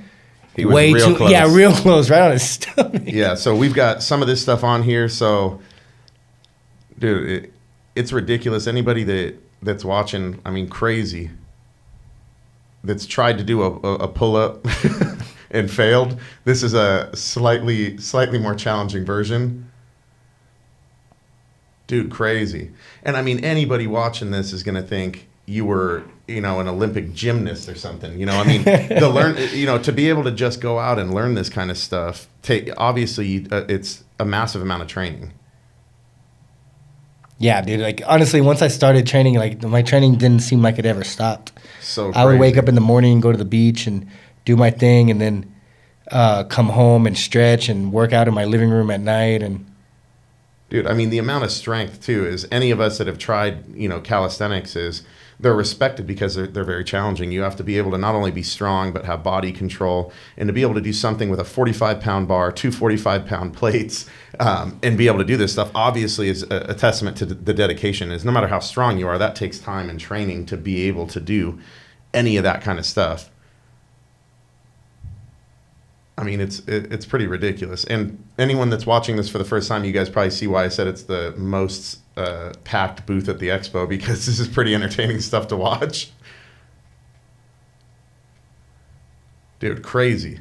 And where's this at? Is this a spot that you guys train at? Yeah, this is our buddy Mazen's gym. It's all calisthenics. It's in Compton. It's called Exalt Fitness.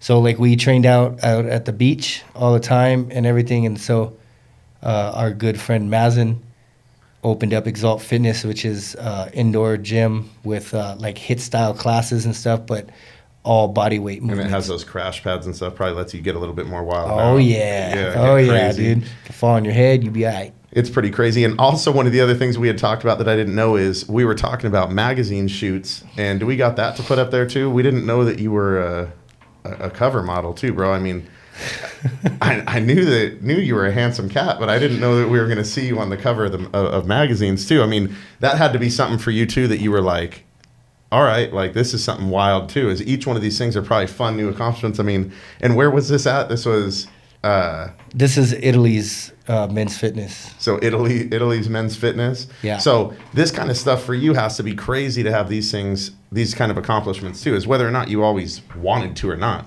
You're probably like, dude, this isn't where I pictured myself. Dude, it's been an insane ride. Yeah. Like since I started this, like I won my first competition, and then that pushed me to going to Florida, which opened me up to go to Moscow, Russia for the World Championship. Dude. Crazy. I was one of two representatives of the United States to go to a World Championship. That I represented the United States. I'm not allowed to vote here because of my record. And I went to Russia and represented my country. It's so crazy. 65 countries competed, and I came in second place. That's wild, dude. That's wild. Yeah. So I mean, obviously now is you found something that you're good at, you kill it, and you're happy. You're making a good living. You're also able to pursue fitness, so you're still doing the training stuff too, the personal training stuff also. Yeah. And for anybody that's watching too, where do you train out of if they want to do personal training? Like what areas do you train out of? I'm in the LA area. All around LA? Yeah. If Okay. like I'm And in you do Santa more Clarita. than just I'm in, calisthenic stuff. You do all sorts of stuff too, right? Yeah, definitely. So like I mostly train people with bodyweight movements, but I have CrossFit athletes that like really like to do CrossFit. So I'd like Murph with them and WOD with them all the time. Okay. I got people that are solely thinking about just weight loss, Okay. not necessarily trying to do handstands or anything like that. Yeah. So I train full fitness, whatever your goals are. And what's the easiest way for them to get in touch with you? Through your Instagram? Or Instagram would probably be the easiest. Like it's what I'm on most. What's your Instagram? Tatted_strength. Okay, cool. So, yeah, I mean, now you're pursuing your passion through calisthenics. You've reached major milestones, and you're also able to do it through training people as well. You're also paying it forward through public speaking and doing other stuff like that. So that's the thing that I've been doing the most right now, and that's like really my passion. Like really something that like I've been getting more and more involved with is motivational speaking, public speaking. I got my book. I published my book, and it was very, very, very hard to publish the book. It was hard for many reasons. It was hard I have dyslexia and I don't do good with reading and all that different stuff, like just sitting down and like with a ghostwriter, like Michael was an amazing writer and he sat down with me and we got it done. I'm very, very proud of it. But it was very, very hard to release it. Because of all the things that you had to share, all the things that you knew people were going to read that you didn't share with anybody before, and now you're sharing with everybody? Yes. Yeah. It was, I didn't really expect a lot of it, like the depth that it touched me, to go through it all and to realize that I'm gonna, it took me like 2 years to write it, like it was scrapping it, restarting so that it had to sound right. It had to be raw. It had to be real. It had to just be sounding. It had to come directly from my mouth. Like it needed. As so many people that have read it that know me personally very well, they're like, dude, you can hear you. Yeah. When you read it, like and even in my own head too, is a lot of people don't realize most books have a ghostwriter to some extent, but it's how that person helps you get the book done. There are some people that literally pay somebody and go write me a book. Yeah. And the way that you did it was sitting down with them and you're telling a story and they're helping you put it into the proper format and the proper structure, as opposed to just saying, hey, I really want to have a really cool motivational book. Here's 2 paragraphs about my story, make it sound really awesome. So yeah, it obviously takes a lot longer and when it means something too. But the crazy thing is, you mentioning how hard it is to release this book is something that I talk to, any troubled youth about a lot of the time is we wear these things as like a heavy hat. Like these are things that we're embarrassed of. These are things that aren't accepted by the public, so we don't speak on them. And I would have buddies that would tell people all the time, if you bring this up around Larry, like he's gonna fight you. Like he's ashamed. Like these are not things that are spoken of. Those are things that we know that we don't tell other people. And what I found was when I actually embraced those things and said, these things that didn't kill me, they only made me stronger, and I'm actually going to wear them as a badge of pride. I went through that, and I'm here, and I took positive things from it. Is people really embrace that? I felt way better, and it seemed like it paid it forward to other people. And I hope that other people can read your book. And I just got it, and I'm excited to be able to read it too. And I hope that when they read it and they read the stuff you're talking about, how raw it is, anybody that's in that same situation can try to take that from it as well and say, if he was able to share his story and motivate me, maybe I can share my story and motivate somebody else. Yeah. Like the book for me has been a milestone that has helped me push myself further and further.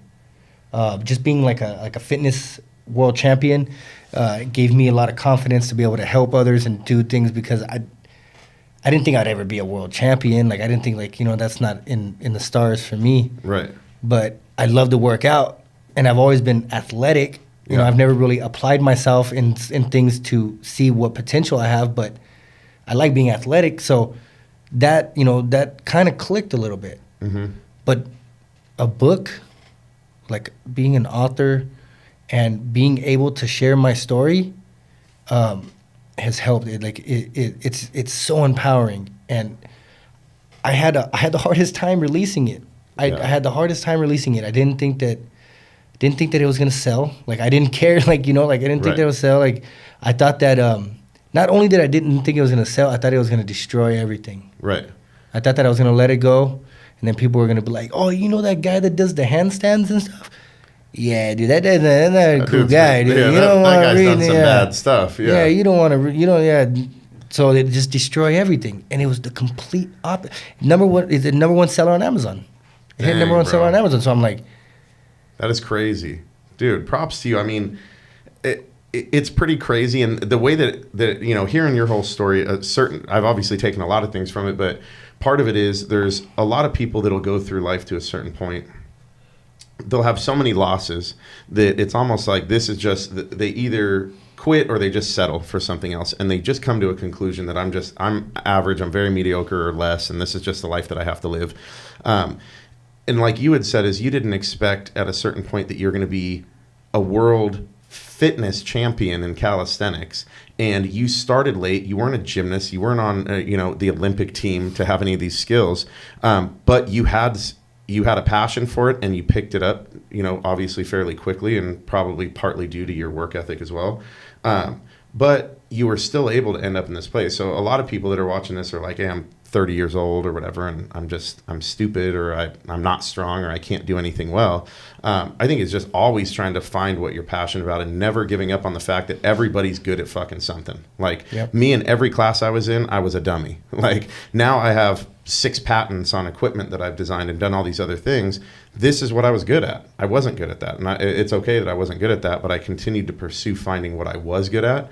And that's what I encourage other people to do is if you can find something you're passionate about, something you're good at, chase it down, and we all have something. No matter how many losses we have, we just tried at the wrong shit, There's something else out there that you're going to fucking be good at. And just because you're 30 years old or 25 years old doesn't mean that it can't be in fitness or athletics. Just because you're 50 years old doesn't mean it can't be starting a business. Is your story shows that no matter what the obstacles were, no matter what the start was, if you find something you're passionate about, want to apply the work and put it in, you can be somebody that can excel at it and be incredibly happy afterwards. Definitely. I mean, it was very, very hard for me to release the book, and for it to be able to do well or not do well or anything, like not to even talk about the success of it, but just to release it. And it was that one step. It was that step that I took that, getting into fitness, starting fitness, when I need to lose 100 pounds and everything like that. Like, it's hard to take that step inside the gym. It's hard to take that step towards growth of working on yourself or anything like that. And this book has been the biggest step for me to go forward. It was hard for me, something I don't even like to talk about. But I told my manager helped me out with it a lot, and he talking about how I left my gang, how I left my neighborhood, how I left all that. Like, that was hard for me to talk about. Yeah. Like, I was willing to die for the neighborhood. Yeah. Like, that was what we used to talk about, live and die for one another. Right. And I left. Yeah. And just to expose that to someone and be like, yeah, dude, I was willing to die for something. And then I changed. Right. Like, dang, dude, what happened? Like, every little piece of it was just, but watching my mother, I watched my mom help at every opportunity that she could. And she used to tell me in jail all the time. She'd put me in jail. She would just come see me in jail. She'd write me letters. And she would say, there's something that's waiting for you in this life. Something good, something great. But you have a lot of work to do to get there. And if you're willing to do it, it's waiting for you. And for years, I was like, yeah, blah, blah.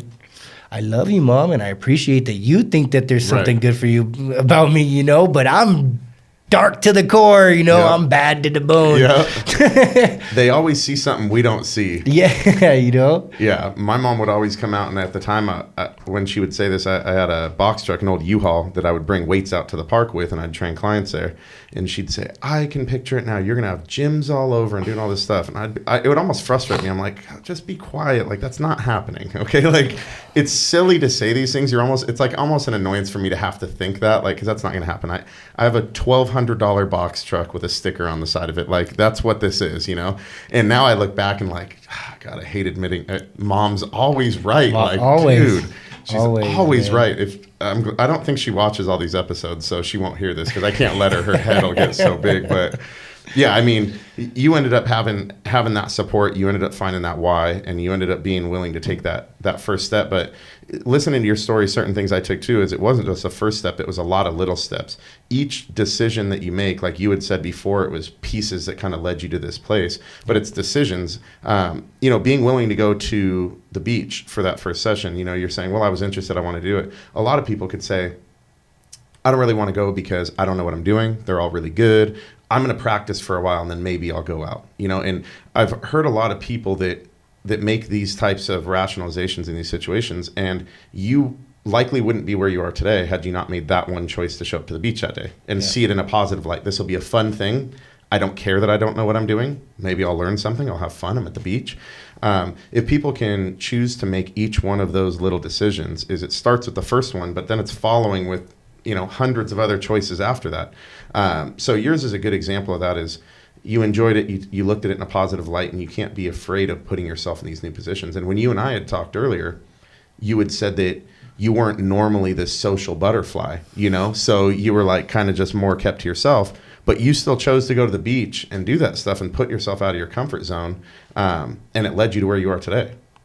Yeah. So people got to be willing to be uncomfortable and continue to make those decisions.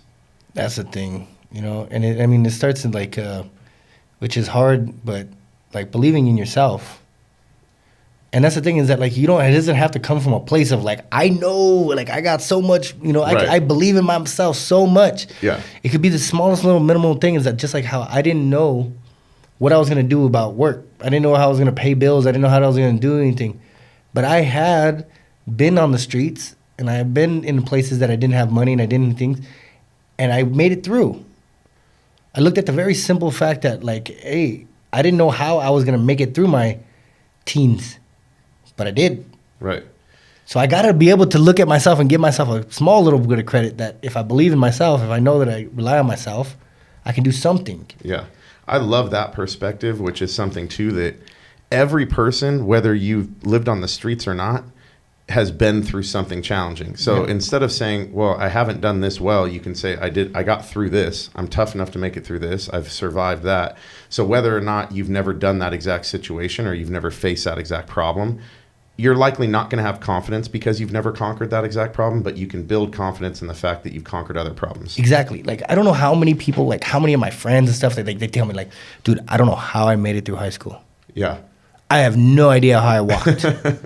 Dude, I walked and graduated and, but I don't know how I did it, man. I somehow, with all the partying that I was doing and all this and all this and all that, but I made it through. It's if you can look at that small little thing or Right. things similar to that where it's dude, I don't know how I made it through, but you did. Yeah. We've all got things that we've made it through. We've all got wins. We just a lot of the time don't consider them wins. And I'll talk to, I love doing this podcast because I'll get different perspectives, but I'll talk to somebody who's accomplished something great.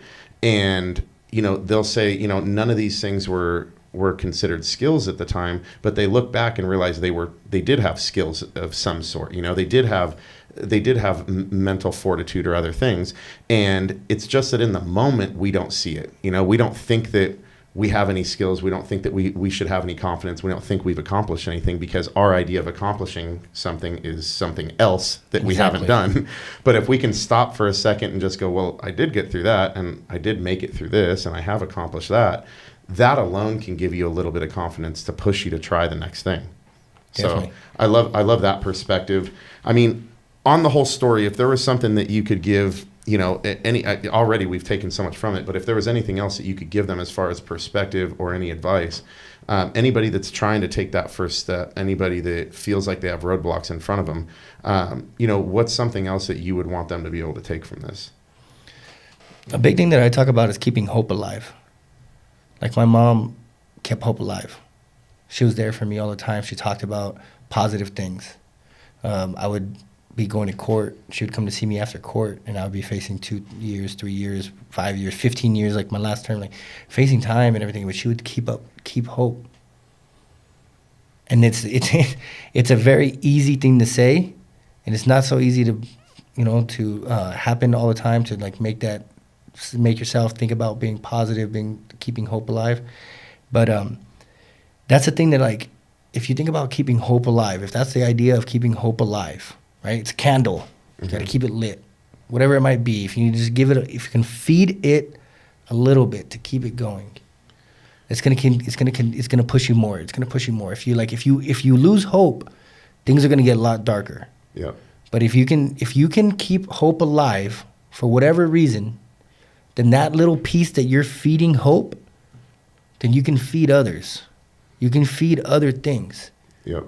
And that's the thing, is that, like, making like me taking a crazy decision of quitting my job and moving forward with something, but I had in the back of my head that hope, this was gonna be okay. Yep. I hope that this is gonna be okay because I'm gonna do something that makes me feel good, but I don't really have any other plan about it.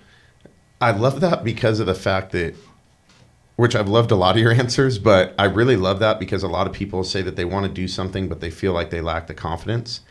Hope doesn't require confidence. It's just saying, I hope, like, I have enough hope to just go for it and do it. I don't need a bunch of confidence. I don't need a great plan. I have enough hope to just continue trying. And I feel like that resonates with me a lot because, you know, in my path that's really all that I had. Is I lost my home and my cars in the pursuit of this, and everyone thought I was batshit crazy. They're like, you're at a fucking park with no clients, bro. Like, when is enough? Like, go get a job, you know? And you saying it is the first time that I've thought about the fact that I do think it was hope, you know, as I've worded it differently, but I don't think those words were actually appropriate. I think hope is probably the most appropriate word because I wasn't confident and I was failing every day. So I shouldn't have been confident. But I had enough hope to just say, like, I'm willing to stick this out for tomorrow. And the hope is going to make me say that I can try something different and I'll figure out a different way.